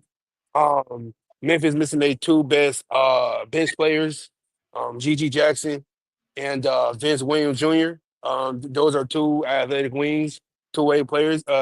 G.G. Jackson is a bucket getter. He's more of a scorer. Like I like G.G. Jackson as a 6-man. Who else? Taylor Jenkins when they lost to the Lakers because that's the last time they played was against the Lakers. He waited too long to play Zach Edey, and Zach Edey was the second player in double figures. And Desmond Bain and Eldama. If they would have at least made 2 threes apiece, they would have beat the Lakers. Like they were down 23 and they cut the game down to 6. And that's without Ja and Desmond Bain and Brandon Clark playing good. You feel me? And Triple J and Zach Eden was the only one that did some. And Kennard gave him some life. And Ja was doing cool in the fourth. He just played bad in the first, 3 quarters. And it's like I feel like the league, they paid the Grizzlies to lose. Like how in 24 hours you were championship contenders, you blowing out teams and shit. Now all of a sudden you lost to the Lakers, who's garbage, who have like the 26th worst defense in the fucking league. But that's what I'm saying, OT. That's where it comes down to matchups. That's what I'm saying. This is the second. They've been second seed 3 times. So playoffs gonna come down to who you gonna beat. So the Lakers, like you said, they've been looking good against all these other teams. But when you face a team, got to beat them 4 times. Can you do that? No, all I'm saying is they sold out against the Lakers. That's what so the media could boost up LeBron. That's all I'm saying. They sold out. There's no way in hell you forgot how to play basketball, but you beat top tier teams. The Lakers are not even good, bro. All you gotta do is attack their guard play, and all you gotta do is be physical with fucking AD, bro. And on top of that, AD has not been good at guarding the pick and roll this season at all. Can I ask you a question? And I would have let LeBron James shoot the ball all day, BJ. But he dominates Triple J though. AD always dominates Triple J. Then look at the free throw differential. Them niggas got like 20 plus free throws second half. T-Swizzy, can I ask you a question? I don't agree with all those foul calls. Yeah, go ahead. Do you believe in the Milwaukee Bucks? They need to make a couple tweaks around the roster, and then I think they'll be right there. You know Middleton didn't play, right? Yeah, Middleton didn't play, and you know what I'm saying? Okay. So who's scary on the Bucks besides Dame Lillard and Giannis? Who's scary? You said who's carrying the Bucks? What you mean by carrying? If I'm playing the Bucks, who scares me on the Bucks? Giannis and Dame. Okay. So 1-2 punch. 1A, 1B. They put Lou Dort on Giannis, and Giannis was killing him. Yeah. Right? He killed everything that was in front of him. I mean, I thought Lou Dort was like, they keep putting wings. OKC keep putting wings. They didn't put Arkansas or whatever his name is. That nigga ran no, he was the only center out there though. Bruce. They played J Dub at center and somebody else. With Arkansas, with Arkansas, I keep hearing that OKC is the best team. So when they lose, that's when they have only one big guy. I mean, they kept shooting all those threes. They attempted 32 threes. You know how many they made? Yeah, there was they shot 15%, so there was 5 for 32. SGA made 2 of those. Come on, man. If SGA is M, all I hear is SGA is M. When is M gonna show up? No, he just didn't show up the second half. Man, come on, man. He didn't show up in the first half too. Him and Hardenstein was 5 for 5. Did you watch the game? Did you watch the game? First quarter? Yeah. Did you watch the game? Yeah. And then Andre there was a bench player on the Jackson Jr. Whatever his name is. Yes, that's what I was showing on the stat sheet. The But guy he was locking up. He was looking like a little Avery Bradley. I ain't gonna lie. Mine is a 3. Because Avery Bradley real 3 and D. 8 up to it. Come on, man. Locking it up. Andrew Jackson, whatever his name is, Junior, something like that. Come on, man. And then when Doc his name GG Jackson. No, we don't talk about Memphis. We're talking about the Bucks. Are you talking about who? We're talking about the Bucks. Oh, the Bucks. Number 44. Okay. Number 44, Andre Jackson. Andre Jackson. Yeah, he garbage. Yeah. He can't lock nobody up, bro. He's their best defender. What are you talking about? No, he's not. He changed things, bro. When close. They started him, bro, they changed that. He the whole reason why Bucks winning that win streak, bro. Torian Prince is a good defender, bro. Torian Prince and Chris Middleton is also a good defender. What's the name? Andre Jackson is just hella athletic, but he don't really like his defense. He kind Bro, of I'm like Jared telling you, you Vanderbilt. know what Keon Like Ellis? Jared You Vanderbilt, know what? bro. That's all. He's You know like what Jared Keon Vanderbilt. Ellis? No, he better than Vanderbilt. Stop it. If OKC You know what is Keon making Ellis Doc is to the Rivers, Kings?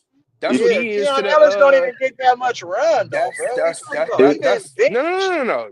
That's what he is to the Bucks. No, They best POA bro. defender. Are you listening to me? Keon Ellis, nigga, gets benched now over Kevin Huerter because Keon Ellis can't score like Kevin Huerter can. So that's what I'm trying to explain to you. Yeah, their Now, situation if is you want weird in to talk about Sacramento. good defender, then you want to go over there and holler at Davion Mitchell, who used to play for the Kings. He be locking shit up, though. Like, real talk. They say they traded him for cap issues, but they ain't made no move, bro. They They just only play got on a the bad Rosen. team. He play on a bad team. You No, can he also no. I throw like in. Davion. What up, You can Mom? also Memphis, throw in a Stuart Thompson and Memphis is Omni. actually better than I thought they would be. Like, you know what I'm saying? Because they're healthy. Brandon Clark is healthy. They have a ton of size for any team in the West. They got a ton And of they size. got a lot of use too, Elise. You know what I'm saying? So, and they got the youth movement, and they got a mix. You got to understand that team been together between Jaren Jackson, Taylor Jenkins as the coach, John Morant, Desmond Bane. That team, Brandon and Clark. Brandon Clark. That team been That's together it. for a long time. That's called experience. So they didn't play in some real tough playoff And they got a whole series, new team too, Elise. which they've been Got a hampered by bunch of injuries. youth. But Memphis, they'll give people problems. And then Marcus Smart adds another dimension as far as being a good lockdown defender, a high basketball IQ. You know what I'm saying? So they're going to be there.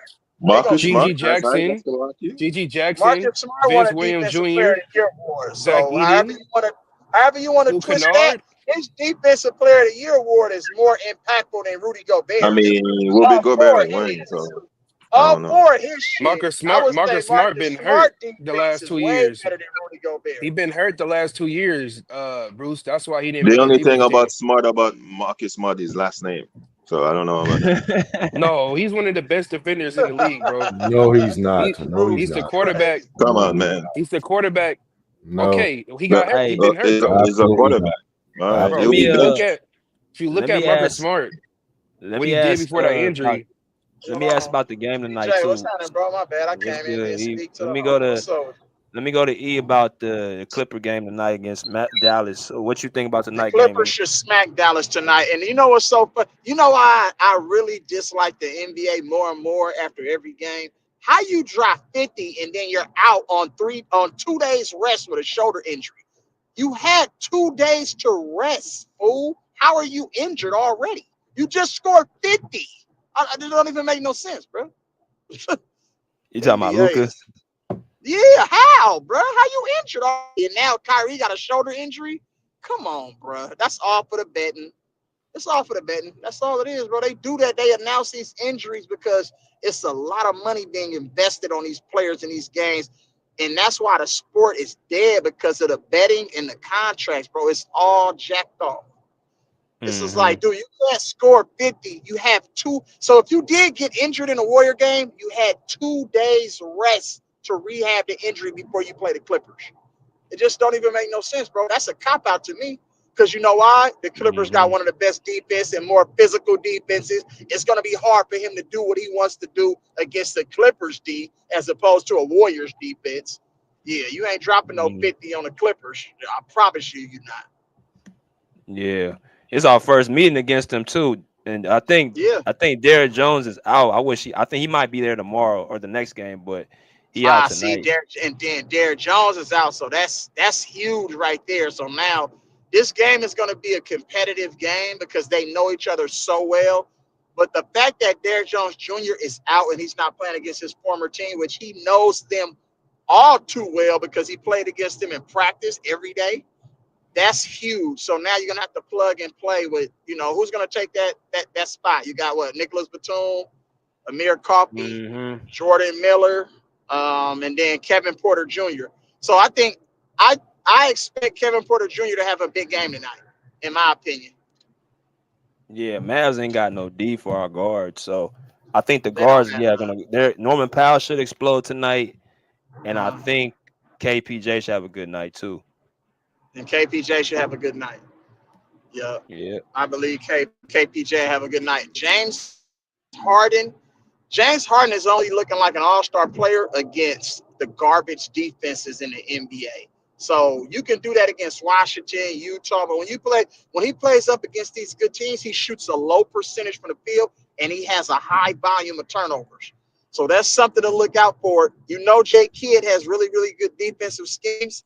So you have to pay attention to how if you can get an effective, efficient, and non-turnover prone James Harden tonight, I think that the Clippers can pull the game out. Nah, no doubt for sure. I think we'll be able to pull it out tonight. Let me go to my man Mass. What's good, Mass? What's up, fellas? Salute to the panel. What up, Leezy? What's up, Nas? E Sweezy. I think G Money was right. He was spot on. I mean, these are the reason why the NBA is going to shit. Guys not playing, guys spending their hard-earned money, and guys game time decisions, and guys not playing. And so the fact that Luka's not playing, Kyrie's a game time decision, Derek's not playing. If I'm not mistaken, Kawhi's not playing either, right? He's not coming back until maybe a few more games, I think. So the anticipation is just not there. I mean, I can't judge this game tonight. This game means nothing. Only thing this means is if you win or lose. So if you're the Clippers or Dallas, just get the win and go about your business. But far as like assessing what team has what or how they match up, this game tonight means absolutely nothing to me. Certain guys aren't playing. And so I think the Clippers have enough to get it done. As long as you got James and Powell, then they should be good. And so I expect the Clippers win tonight. It wouldn't shock me if Dallas won, but the Clippers should win. But very disappointed, man. Like Leezy touched on, you know, you drop a 50 ball, you got 2-3 days off, and you're not playing. I mean, this is why the NBA is failing and going the opposite way. And so, yeah, that's all I got, man. I mean, I don't got much of that game. All right, man, let me ask Maz a question real quick, bro. What's going on in your vantage point with the Sacramento Kings? They are disappointing me. Agree, bro. Well, first and foremost, I'll be there tonight. Kings and Lakers tonight. They're here tonight, and then they're here on Saturday. Yeah, and so Kevin's been hurt. DeMar DeRozan has missed some games. The defense has actually, by the number wise, their defense has been better as of late. But Mike Brown's not playing Keon Ellis big minutes. He put Malik Monk in the starting lineup, what takes away from your bench. So that has been a little, even the offense is better to start games off. They don't have that punch off the bench. Keegan Murray hasn't shot the ball well this season. As good as DeMar DeRozan is, I think he's taking away from Keon and Keegan and Kevin. And so, sometimes less is more. I think we just say, oh, he's DeMar DeRozan, insert him, and the Kings will do this. It doesn't work that way. It just doesn't work that way. And so I was at the game last versus Denver, 10-point lead with about 3 minutes to go, and you saw a collapse. Denver pulls it out. And so I'll meet you, Leezy. Disappointing, bro. So it's coaching, it's rotation, it's shot making, it's everything. And so we'll see, man. Yeah, I don't know what it is, bro. I don't know. To be honest, bro, I think that they made a mistake by drafting Keegan Murray, bro. He's Harrison Barnes 1 point. No, he's not Harrison Barnes, bro. No, he's not that. 0.5, bro. He's not that, bro. Listen, Keegan is a very good player, but he just real quick, if it's okay, BJ, Keegan Murray, like Mike Brown said on several occasions, Leezy, he needs to find other ways to impact the game if he's not hitting threes, rebounding, and playing defense. And so he's a shooter. And listen, he's 6'8", 6'9", he's a big kid. He's quiet. He don't smile. He don't do nothing. He just plays basketball. And so he ain't Harrison Barnes. Harrison Barnes, Harrison Barnes at his peak powers was a much more versatile scorer. Keegan don't put the ball on the floor like that as often, but I'm not gonna call him Harrison Barnes. He's going through a stretch where he's not shooting the ball well, and his men run down a little confident, bro. Well, Leezy, I mean, you bring in DeMar DeRozan. I mean, listen, it's just like when you insert Kawhi Leonard. Like certain guys' shots are going to go down. And so he's not getting the same time. He's not getting the same looks.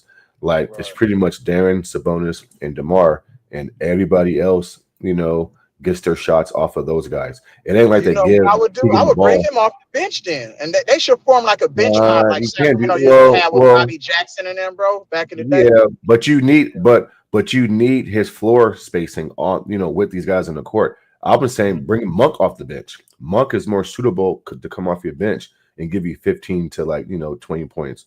But Keegan, he's a starter, bro. He's 6. He's a big kid. He's just going through a slump, and I'm sure he'll shoot his way out of it. But in the meantime, he needs to rebound and play defense. Find other ways to impact winning other than hitting shots. So I just think it's too much pressure on him playing with them big three because he's getting limited shots now. So those are less opportunities. For sure. Yeah, for sure. And if you don't make you're more pressed to make these shots because it's like I'm only gonna get 5, so I know I gotta make 4 of them to give us a chance. And also too, Mike Brown has been more. He's been more quick with the trigger, meaning if you miss 3 or 4 shots, that's what I'm saying. He's more prone to take you out the game and insert in somebody else. Right. So if you and also too, let's be honest here, the Kings got Doug McDermott, who I've seen that, bro. He can shoot that motherfucking basketball. Yeah, he's a pure. That's what you call a pure 3-point shooter, bro. Only thing is that he don't play no defense. And so Mike had to use him in certain ways, but versus Denver, he came in, hit like I think 3 or 4 threes. He had a game where he just had a game like I think it was like 4 games ago where he hit like 6 threes in a row in 1 quarter. And so he's a better shooter than Keegan, but but just real quick, Doug McDermott is not the Kings' long-term goal here, right? No defense. They want to establish Keegan Murray. Like Keegan Murray is a guy they want to be here, not Doug McDermott. But you're trying to win games, so you're going to play guys who are playing well. And Doug McDermott's playing well. He's just not playing good defense, but he's making shots. So, yeah, man. But your question's valid, Leezy. Listen, bro. When we go to the games, that question gets asked every time. What's going on? Like last question. What's up with my guy Devin Carter? I like Carter, bro. I've actually got a chance to tell him. Injured though. He's been injured, and it's gonna be hard for him to crack the rotation, bro. Listen. I don't know. There's been some trade talks. If you watch him during games, he's real cool, calm, collective. He don't talk much either. But I know he wants to play. But it's hard to crack that rotation, bro, because the Kings do have good players. And then you bring in Jay Crowder. And so it's kind of like now he's even buried further down on the bench. So I don't know, man. Mike Brown needs to. Yeah, go ahead. When did they get Jay Crowder? Was it like 3-4 weeks ago? Maybe a month ago? I think a few weeks before the Memphis trip. About a month ago. About a month ago, yeah. And guess what? He's been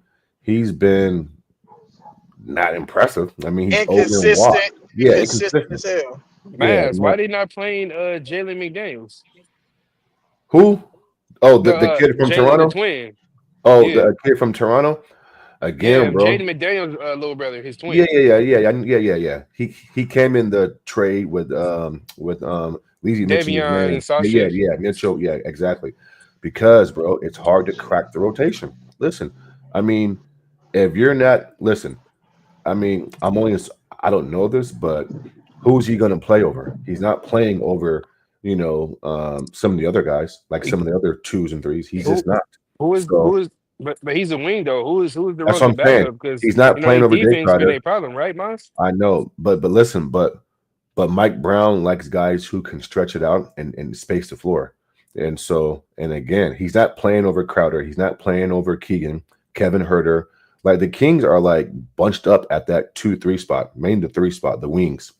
And so, he's not going to play over those guys. He has Mike Brown has been playing like the Jones kid, and then our backup big. I'm saying our backup big, like I'm a Kings fan.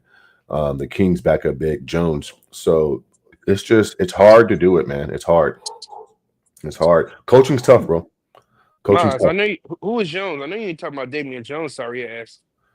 No, not no. It's I forgot his first name. I think he plays a 4 or 5. He comes in and He he came from the backs G up. League or he a second round pick? What?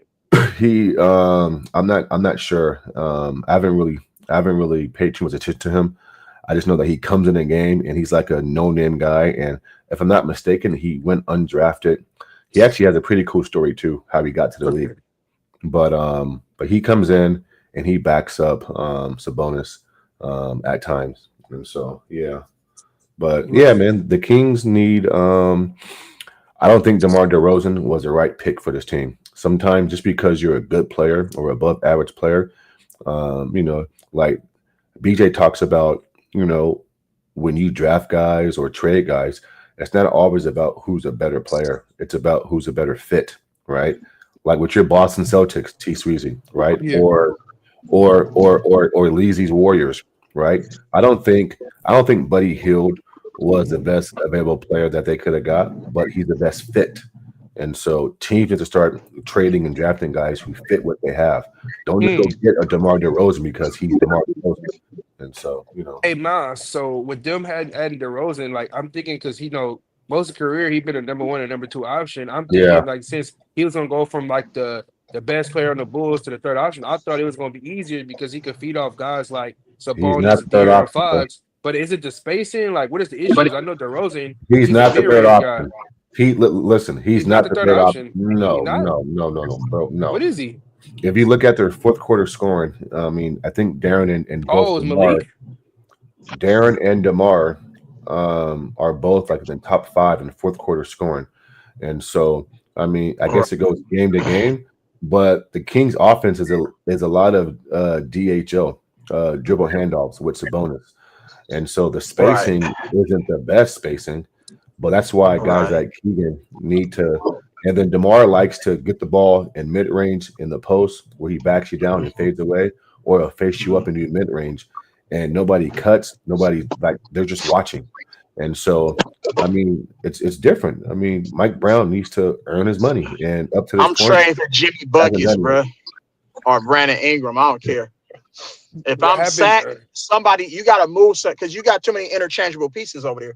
Jimmy like Buckets. Keegan Murray, you can package up Keegan Murray and get Brandon Ingram still in his prime of his career. You can package up him and maybe Kevin Huerter, and so you can shore up your bench, though. You know what I'm saying? Because Devin Carter is to play. You know what I'm saying? Yeah, but And they then need you got like a Jalen 4 or McDaniels. 5. Y'all got a bench mob. You talking about Sacramento has a bench mob, or bro. New Orleans? Mike Brown doesn't know how to manage that roster correctly. That's what I'm seeing. Well, that's why sometimes less is better, because for coaches, all that talent, like, you have to play certain guys. So, and it's a business first too. So guys want their minutes, but I don't blame you for saying what you're saying, Leezy. But I wouldn't go get no Brandon Ingram though. I mean, he's another ball stopper, and the Kings' offense is predicated on movement, right? Dribble handoffs and backdoors and etc. So Brandon ain't doing none of that. He wants the basketball, get out my way, let me just cook. And that's not what the Kings are about. And DeMar DeRozan is having a hard time adjusting to moving off the ball. You know why? Because DeMar DeRozan doesn't space the floor for you. This league is predicated on floor spacing, and he's not going to sit at the 3-point line and shoot 7 or 8 threes a game. He's going to go into his one-on-one. Like, they have already got enough one-on-one players. You got Monk, you got Fox, you got Sabonis. That's one-on-one players right there. You don't need 5 one-on-one guys, bro. That's a fact, bro. No, you're spot on about what you just said. He don't defend. DeMar DeRozan do not. You would think that he should be a lockdown defender. Like, that's why I say if you can go get a Jimmy Buckets, I got to get up off of DeRozan or somebody. Because Jimmy Buckets will be perfect with them, bro. Perfect. You still believe in Jimmy Butler? Is he still the same? I don't know about that, bro. I don't know.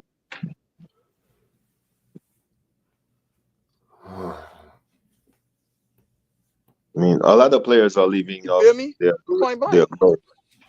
I don't know. His time has come up. His time has come to an end in Miami, unfortunately. But that's just the way it goes sometimes. Like, your time come to an end. They haven't really put nobody around him. Duncan Robinson and Tyler Hero, are you serious? Gabe Vincent and Max Strus, are you serious? Come on, bro. They ain't gave that man nothing. Jimmy Butler really showed up some games. Some games he disappeared. Jimmy Butler is the reason why they went to them finals. The one in the bubble, then the one against Denver. Jimmy Buckets, you forgot that he ran through Boston that one year when he promised and said, guess what? Next year, we going to come back and whoop them fools. And they beat him in game 7 on their floor. No excuses. Remember when he walked through Giannis and Drew Holiday when they said Drew Holiday was the best defender on Milwaukee? What Jimmy Butler do? Walk I through agree that with dude. all of that, Stop. but I don't know. We'll see. I'm just saying, Jimmy Butler helped the Warriors right now. If we can get Jimmy, bro, that's a whole nother ball game. Jimmy Butler cannot shoot threes, really. Jimmy Butler can shoot 3. Y'all forgot Jimmy Butler in Chicago? That's what he was. Okay. I'm just saying, bro. Miami, they don't let your stars shoot 3s. Dwayne Wade didn't shoot them either, but when he went to Chicago and Cleveland, he started shooting them. Remember that? So who the Warriors giving up for Jimmy Butler? Kuminga? No, we can't give him a Kuminga though. Wiggins? Good. Wiggins can go. I'm not too soft. Wiggins can go real tough. I know. Warriors hate pods now. So you know what's so crazy? He hates.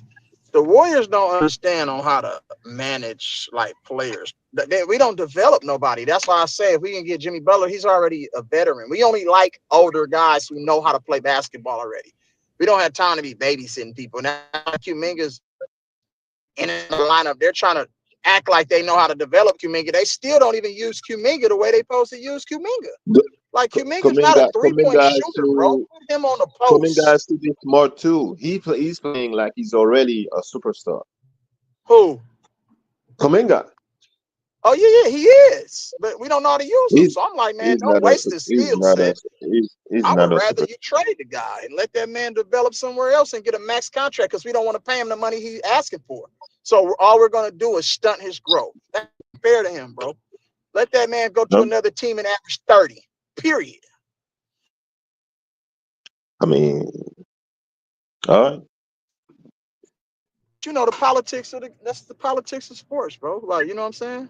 They're trying to, we want to keep him for less, so we gonna stunt his growth, so we don't have to pay him that much. Like he can go somewhere else and go ball all the way out. They're not gonna let him go 35 40s with on like 25 shot attempts. He only get about 16, 17 shot attempts, bro. That's not. He's our best player. I've been telling everybody I have seen this. Kuminga every time he grabs the ball, he stops instead of going to the lane. He stops looking for Curry, looking for Draymond. That's what I'm saying, right? So you get my. I hate that. I hate when he does that. Just go, man. Bro. Right. Because we've seen how unstoppable he is when he go to the rack with force. He needs to work on his handle more. That'll come with more time in the NBA, like working on his handle because he tries to flop a lot. I don't like that flopping stuff that he does, try to draw fouls. He's not a superstar. They're not going to give you those superstar calls. So you got to play stronger and go through contact and finish. I mean, against Dallas, I don't know why he didn't go to the lane, to the rim. Because we were trying to give what's the name, the Rock, Brandon Podziemski. We try to give all these Buddy and all these other guys. He didn't play a lot of minutes. Draymond Green shot about 103. So Pods didn't play a lot of minutes. That dude, man, these Warriors, bro. They make me so damn angry. Well, they're playing Memphis tonight, so should be interesting. No, ain't nothing interesting about it. Shit, we about to get that ass kicked. Well, actually, Dennis Schroeder gonna be. I think Dennis Schroeder gonna be. No, I think Jai is questionable. Or lower back. We still have problems with the backups. Scottie Pippen Jr. probably might have a career high. What are we talking about? Didn't the Warriors beat Memphis this season already? I think they did. We might have beat them, but it was without Ja. Remember? I think we played them without Ja and some other people. No Desmond Bain, I think. No, Bain didn't play. Oh, okay. Ja didn't play. That big guy, that huge guy. What is it? Edie? Zach Edey, yeah, that's size that we can't deal with. This is gonna be fun. Oh no. Hey man, I want to know when Gigi and Vince gonna play. And I hope he plays Edie more because he never played Edie. I'm thinking Edie was hurt. This whole time, Taylor Jenkins been holding him at the playing time. Shit crazy. Mm.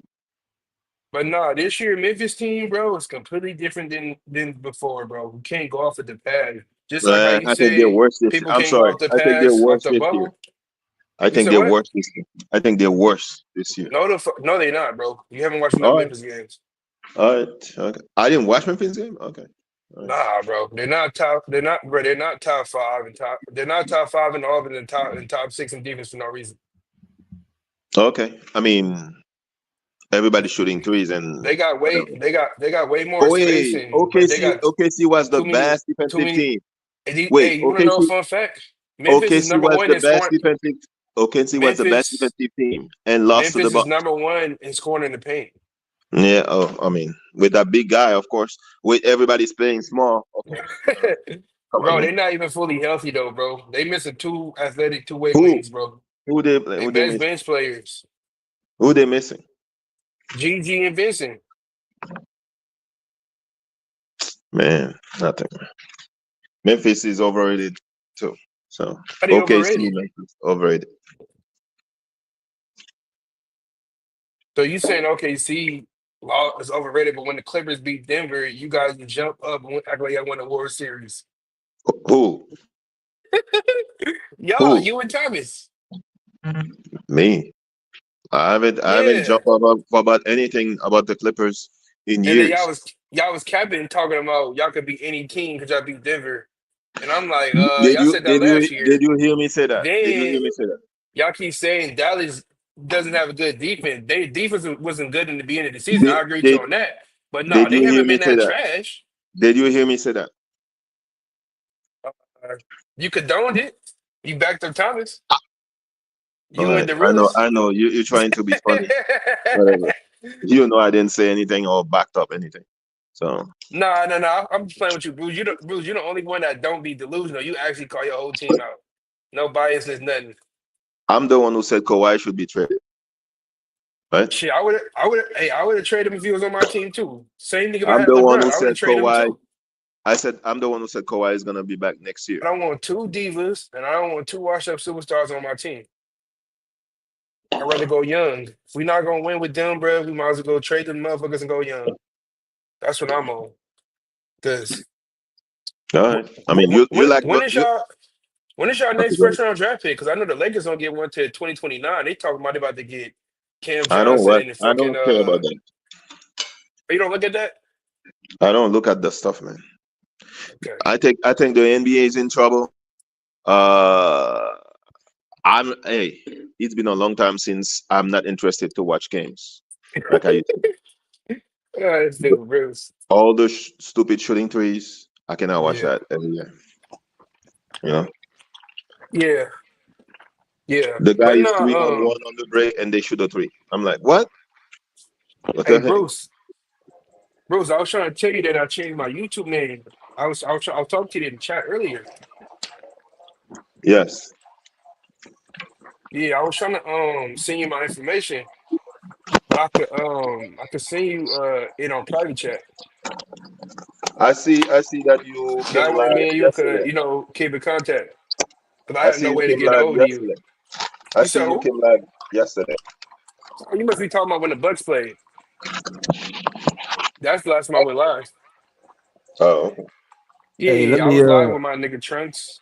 What up, let me go BJ? to let me go to Mike L real quick. What's good, Mike?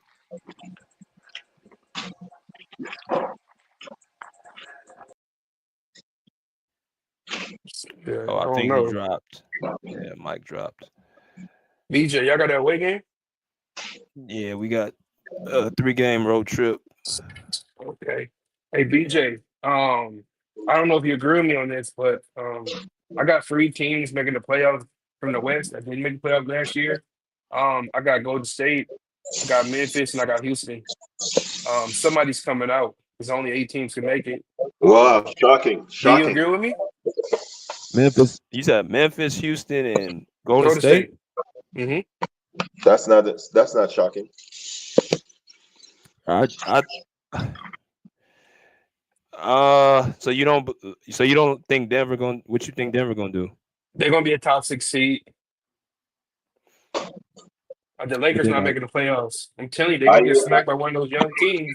But you know how Adam Silver is. The referee probably gonna give them an 8 seed I hear that because you know Denver the might referees trade. play 6-man for the Lakers every time. You know how that shit go, BJ. Niggas gonna I get no hear pause against them niggas, especially in the play-in. I hear the That shit was Nuggets might made for trade LeBron James. Porter Jr. for Zach LaVine. So Why would they do that? They the same person, damn near. I don't know. Except Porter don't really Not drive to for the rim, but they like to shoot They threes. they trying to do a dunk contest in practice between LaVine and Oh, that's Gordon. what they trying to do.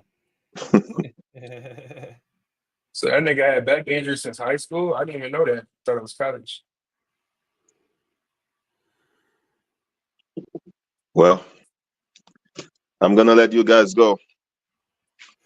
I have to All go. right, Bruce. Was good. Good All having right, you on, man. Bruce. Yeah, and I hope the Celtics do well. I guess. Yeah, we play the Bulls. Bruce, I'm gonna do the Laker game tonight. They play the Kings. Yeah, That's I'm gonna be not watching interesting. that. I'm not watching that. Nah, I just want to see them niggas lose, bro. That's the fun of it, and they overhyped. I haven't watched. I think I have watched one Lakers game. Wait, two. We play the Bulls. I ain't doing that Yeah, I'm game. not watching that. I want to watch I'm the not doing Bulls that on game, bro. YouTube. We play a good ass team. I'll cover that shit. I ain't gonna waste Yeah, my time. Just like when they was playing the Pistons, I turned that shit off. Put on the Laker and Heat game. That shit was mm, interesting. yeah. I'm past the LeBron era, so I don't watch LeBron. Sorry. Man. Yeah, I'm sorry. I don't watch LeBron. I'm sorry. I don't watch LeBron. Bro. Hey, Clippers should trade Norman Powell for Julius Randle. All right, man. I'm done. All right. Hell no. BJ, you wouldn't take him? He could be our secondary playmaker. Nah, hell no, man. I'm cool. Norm dunked on Julius. Remember that? You said who? Norman Powell dunked on Julius Randle. I didn't watch that game. Yeah, it was I last ain't year. gonna, He dunked on him like hard. Hey, BJ. So, what do you consider Julius Randle? Like, I consider him a third option. Yeah, he a third on the championship team. Yeah, Yeah, he third. He third option. him making an all-star and all-NBA team over Jalen Brunson that first year. That's nasty work. Mm-hmm. Him and it's a lot of third options disguising as second options. Yeah. So Hey, you got go ahead, you BJ. got Okay. you got Memphis, Houston, and Golden State.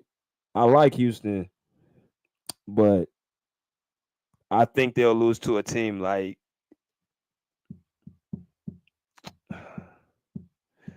well, I don't know. They missing a star, like a real star. That's what I think they're missing. That's all I think they're missing. They got the perfect game plan. They got the perfect core, but they just missing a star. Yeah, Houston got access to get Jimmy Butler. They got the salary. I think he They would just fit can't in that. trade Jalen this year. If they want to trade Jalen, they gotta wait next year. I Just got think he that would fit contract. in that. I think he would fit in that. Ime Udoka's coaching style too. I think he would go out to try to get him.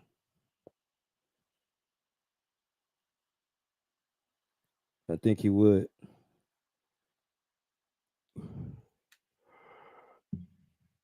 He said, "With a healthy Kawhi, can we beat Boston, BJ?" Yeah, of course. I'll ask T Sweezy that question though. With a healthy Kawhi, do we beat Boston? Yeah, I think we do. I think we'd have beat them last year. Sorry about that, BJ. I had to let him know I was taking my last break. What was the question? He said, "With a healthy Kawhi, can we beat y'all?" Fuck no. And I don't even think Kawhi got the legs to keep up with us. Okay. Yeah. So You don't think we will beat y'all with Kawhi healthy? No, because y'all were way better in 2021 and 2020. Y'all were way better. I don't think don't get me wrong, y'all got better defensively, but I don't think y'all better than y'all was in 2021. Yeah, that was the year. Y'all 21 could was have y'all supposed to make the finals, bro. Y'all made me hella mad, bro. Nigga Paul George fucking missing free throws. Fucking Pat Bev had Devin Booker under his average. Bro, y'all had Reggie Jackson was cooking, bro. Then we literally could have beat the Suns without Kawhi that year. motherfucking Rondo ass wasn't doing shit. Yeah. Yeah, for But sure. BJ, I ain't no hater though. Yeah, I'm like to me, y'all got a lot to prove. You feel me? Cause y'all always Mhm. do good in the first half of the season. It's always how y'all do in the. Cause remember, y'all was on a what? Y'all was on a what? 12-game win streak or something like that last year. Then y'all lost hella games to teams below 500. Yeah, something like that. But yeah, though, man. Thing with y'all is yeah, man. Y'all get healthy and you feel me, and y'all gotta get better. Y'all gotta get better. Y'all gotta get healthy. And then remember, all these teams are younger, faster, quicker. Y'all pretty much kept the same team for 5 years. Y'all swapped out of a couple role players and stuff, but now y'all got a different team now. Y'all just got Kawhi, T-Man, Norman, Zoo. Mhm. Y'all don't got BJ Boston no more. I like him. Yeah, y'all got a whole new role players. Y'all got a whole new core. Y'all got Kai Jones. I don't know if he's in your rotation. Y'all got Mo Bamba, Derrick Jones Jr., who I like. Y'all got Chris Dunn. Kendrick. Is it Kendrick Dunn or Chris Dunn? 'Cause there was two of them. Chris Dunn. Chris Dunn. Okay, okay. Yeah, y'all got Chris Dunn, who's been playing the good, outstanding defense for y'all. I don't know nothing about Jordan Miller. You gotta tell me about that guy. Somebody said Jordan he our Miller. worst defender. I mean, he's a first year player, but he got potential, but he ain't gonna be that this year. It's his first year of experience. He's a lefty. He kind of plays like he kind of plays like he's just like a bigger version of D'Angelo Russell. Yes. He kind of like moves like So he him. got his shot down. He got a nice shot. But he's more athletic. He's more athletic. Hmm. Kind of reminds me of D'Lo. So, what's good, Kirk? What's good, BJ? What's good, T Sweezy? What up, Kirk? Ain't shit, man. I haven't talked to you in a minute. I haven't talked to both y'all in a minute, actually. Man, Yeah, you need to tap in with me on the gram, brother. yeah, I Shit. do. I think I will. I got a new I gave you my shit. I gave you my shit last time. You ain't never tapped in with me. I probably didn't. I could I can give you my info in the private chat or something. What is your Instagram though? What is it? It's Luda Mari. You just copy it and then paste it.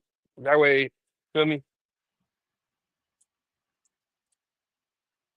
But nah though, we was cooking earlier, Kirk, when you had missed it. That nigga Miles was capping in a motherfucker. He said Marcus Smart was never elite defender. He's lying.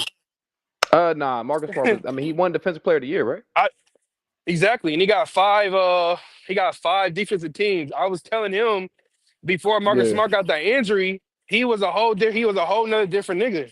No, Because he was. Elise was making a point. He was like Marcus Smart definitely deserves defensive player over Rudy Gobert. Rudy Gobert ain't did nothing to me to prove that he's the best defensive player in the world. And Yeah. I told him, I said, well, shit, bro. Like, nigga, it could have went to him or Robert Williams, but Robert Williams got hurt. You feel me?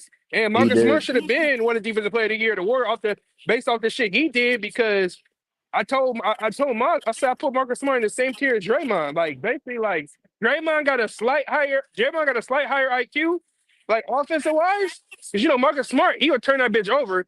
But Draymond's starting to turn the shit over, but I get it, he old and shit like that, regress. But Yeah, Marcus Smart, like he'll ball, and then he'll have games where he do dumb shit.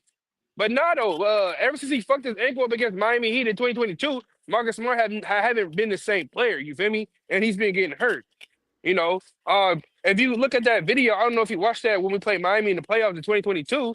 He snapped his ankle, I and he didn't know came that. back in the game, and he haven't been defended the same since that injury. That's why I be trying to tell people you can't say deserve defense player of the year because he couldn't guard Steph. He had a fucking fucked up ankle.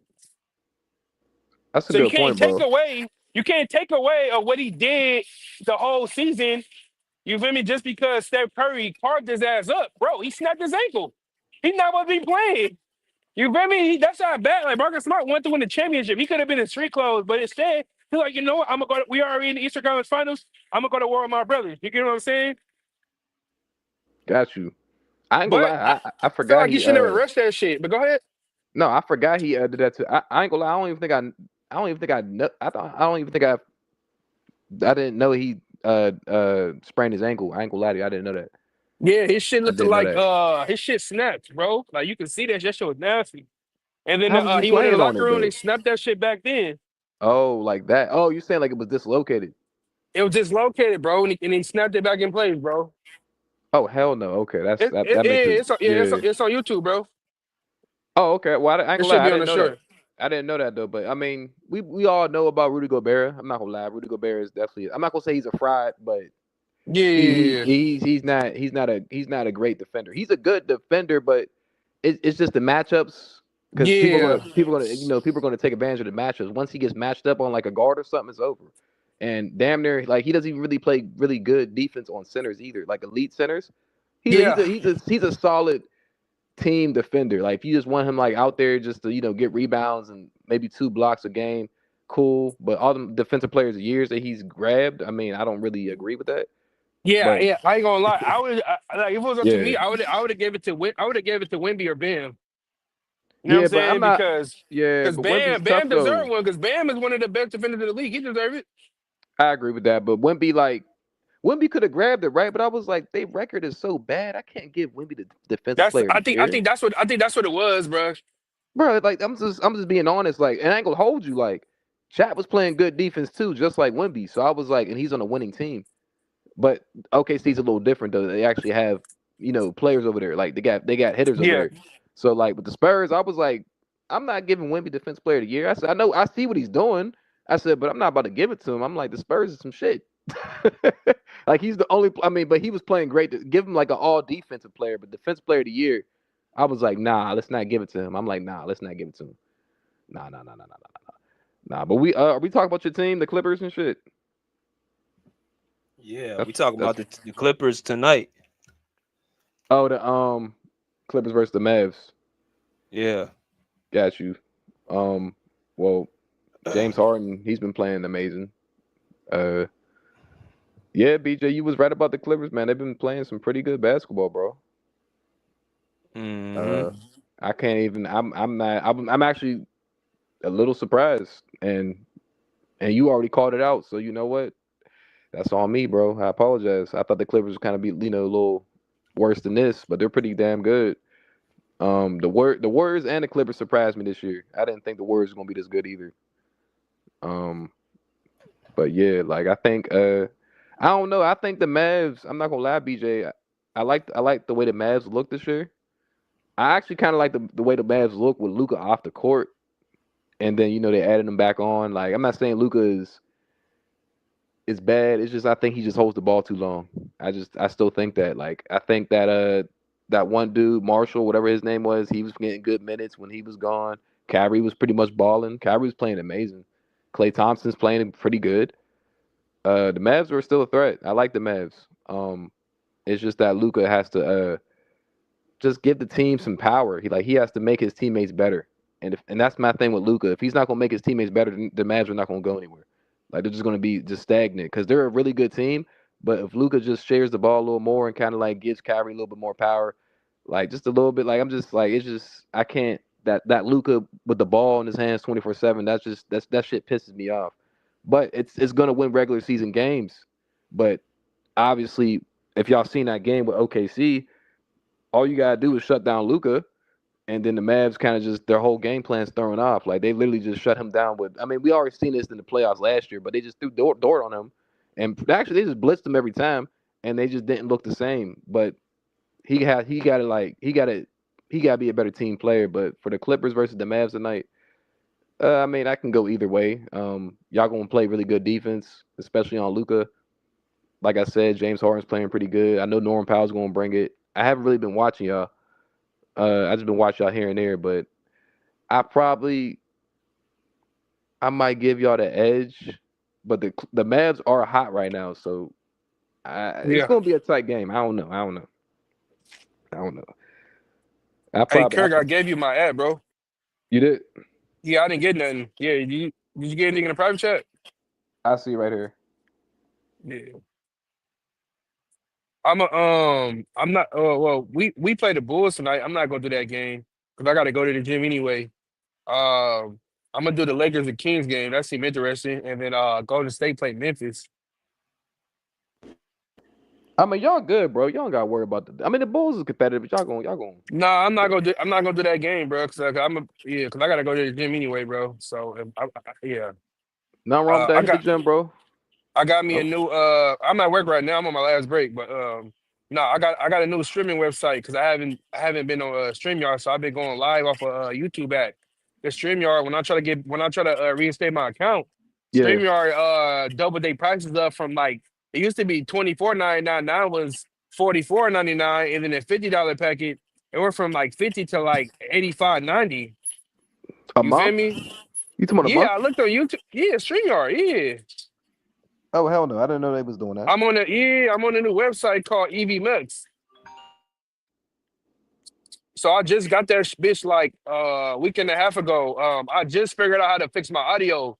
The whole time I wasn't on the stage. You feel me? Yeah. Because nobody couldn't hear me, so I kept starting my fucking live over. I'm like, wow. But no, I had a great live though. I did the NBA Cup. That was a good cup right there. That was a good game, bro. Yeah. I was like, go ahead. My bad. I got my opinions about that game, man. I was like, I said, OKC look like some babies.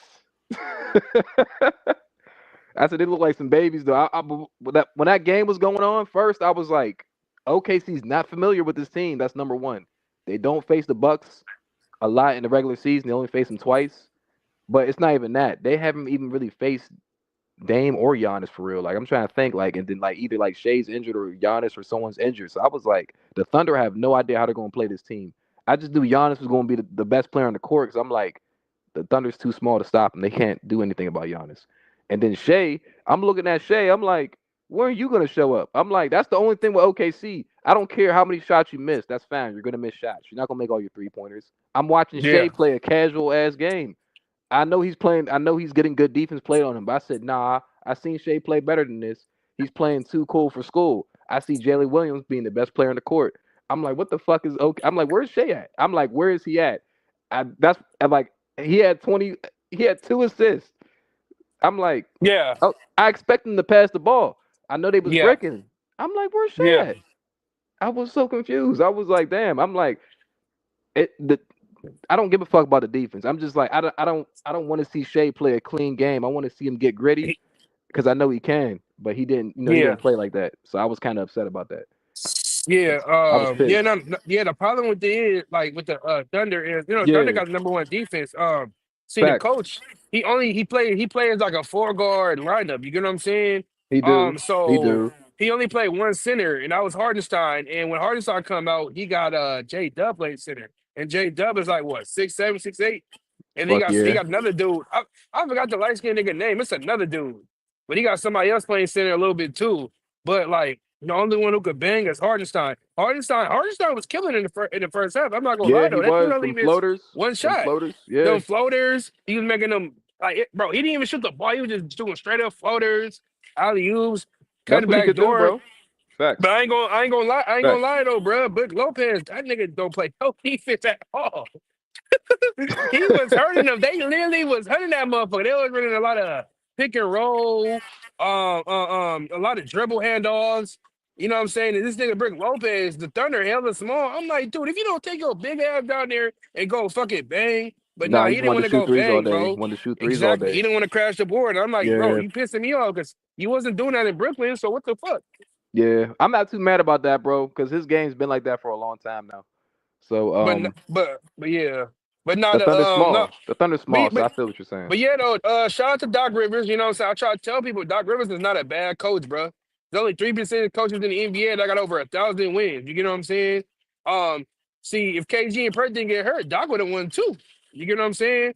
But you know, not everything is his fault. You feel me? Like with the Clippers, bro, that was that wasn't his fault. I think You BJ know, said it best though. I watched that. it's not like he's on the court playing. You feel me? Yeah, no, I agree But with you. I Doc mean, did take some accountability too, though. He did take some accountability, but they put the whole meal on Doc. Like Doc is out there playing. Doc played his guys. What you mean? He played his yeah, best players. he just don't be making no adjustments though. But I watched that video you made, BJ. You was definitely. I mean, you explained it right. Like he said, Doc Rivers BJ made a video. yeah, he made a video about. I think he was just talking about the Bucks or something. But he basically said that Doc Rivers, he's a great regular season coach, but he doesn't make adjustments in the playoffs, which he doesn't. I mean, he really don't make adjustments. That's my thing with Doc Rivers. He's a great he knows how to coach. He knows he's a good plan A coach, if that makes sense. But Yeah. plan B he like I don't know. Like Kirk, look at that private chat. Let me see. That's me. Oh, bet yeah. That way you This can just you? hit that bill. Yeah. I bet. Okay.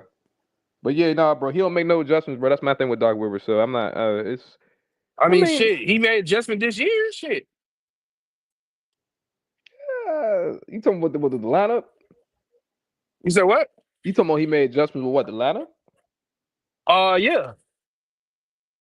I mean, yeah, he did. I mean, they started off pretty bad this year. I don't know. I mean, Chris Middleton, he's not healthy either. He beat them, bro. He beat them without Chris Middleton. But look though, I ain't gonna lie. Andre Jackson Jr.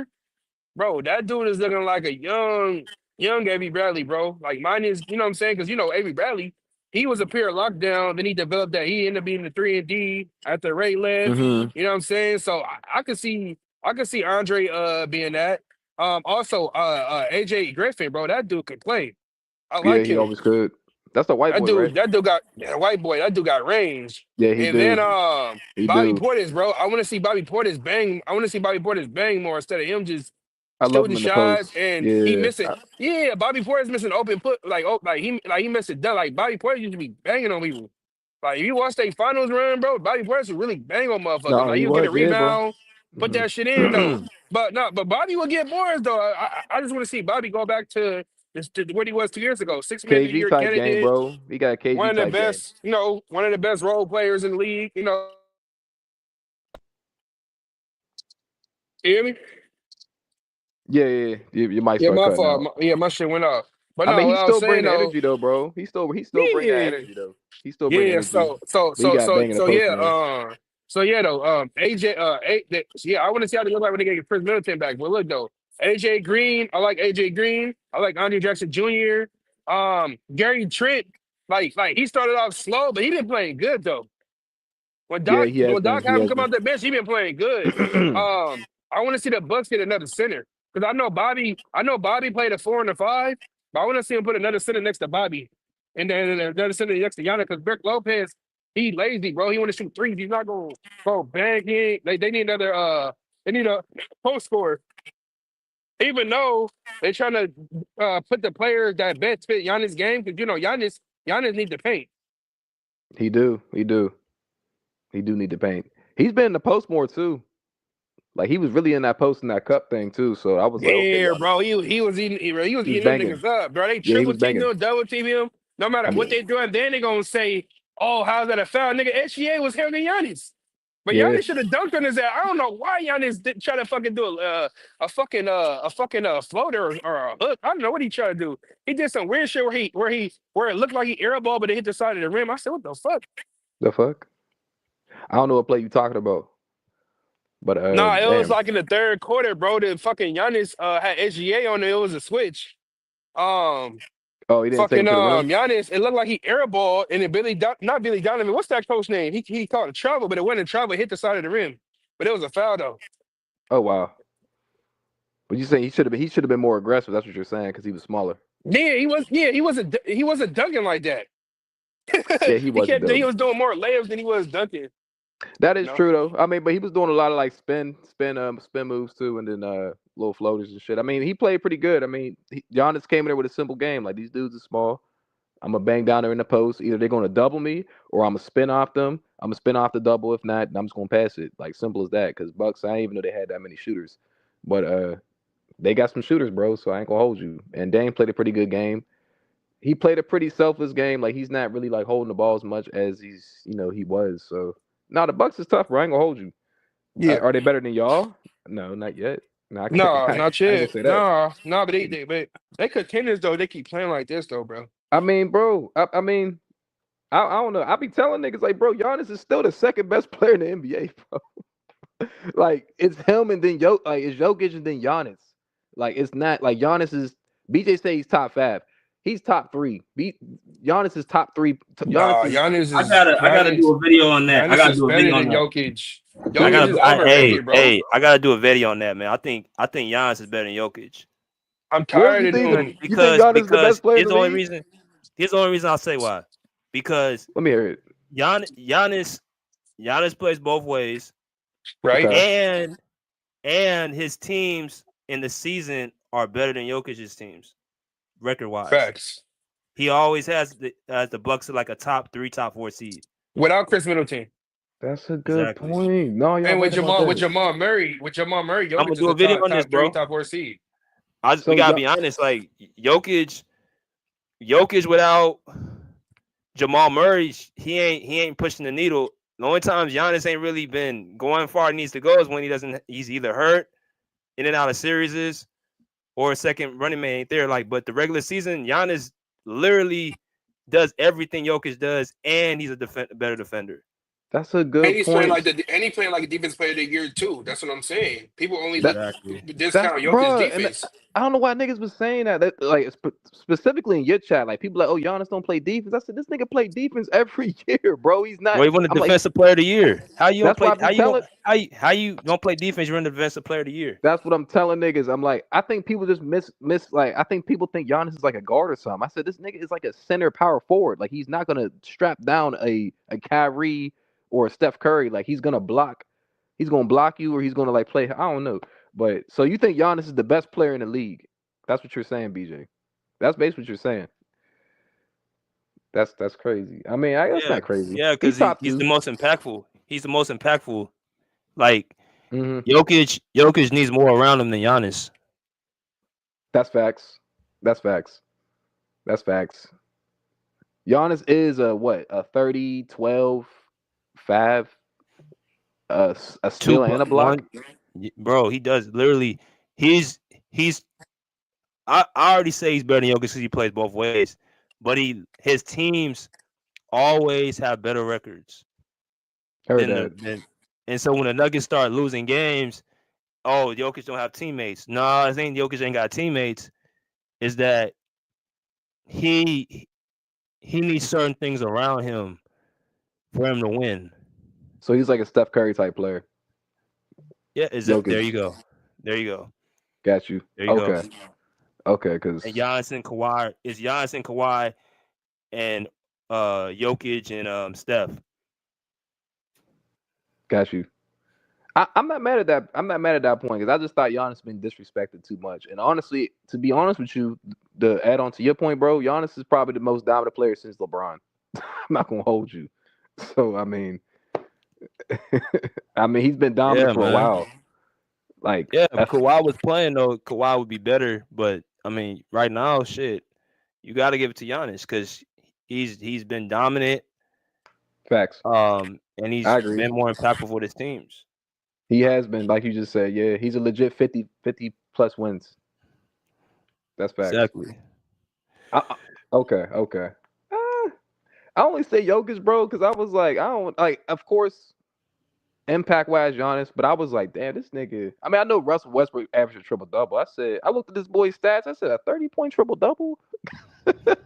I said, what the fuck is going on? But people thought the Bucks were going to be terrible this year. It's true. And Giannis is the leader of the team. So if you're gonna blame him for being the bad guy, start putting him the praise that they're doing well. Because y'all said this team was trash. This team wasn't gonna go nowhere. They didn't fit. Well, how they just won the in-season tournament? Facts.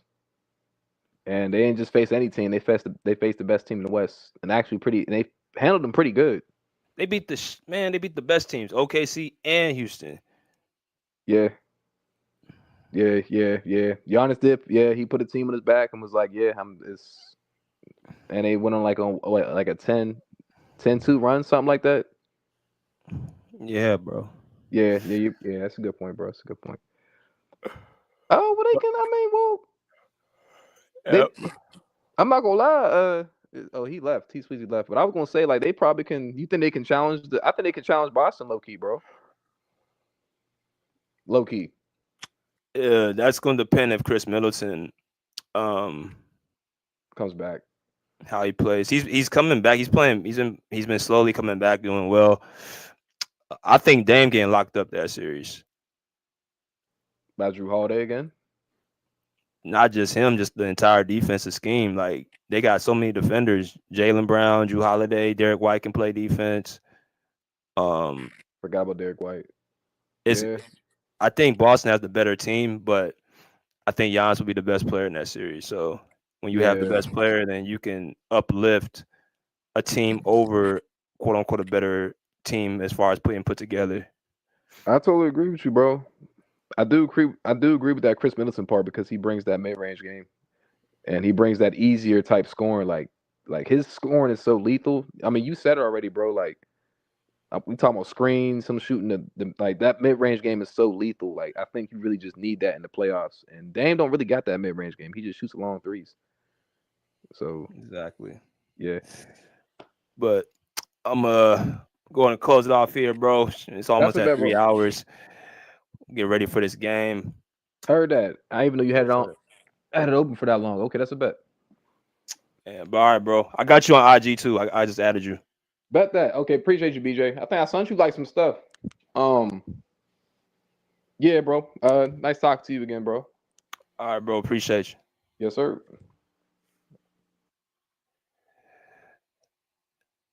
All right, man. So glad everybody was able to come in here, man. If you guys have not, before y'all leave, make sure you guys please like the video, share it. And if you guys are new to the panel, if you guys love what y'all heard as a viewer, please subscribe as well. And also in the poll, go ahead and hit that, what y'all think going to win tonight, the Clippers or the Mavericks. And we'll see y'all next time. Until next time, pull up, chair, pull live. Peace. Out of here like swimwear.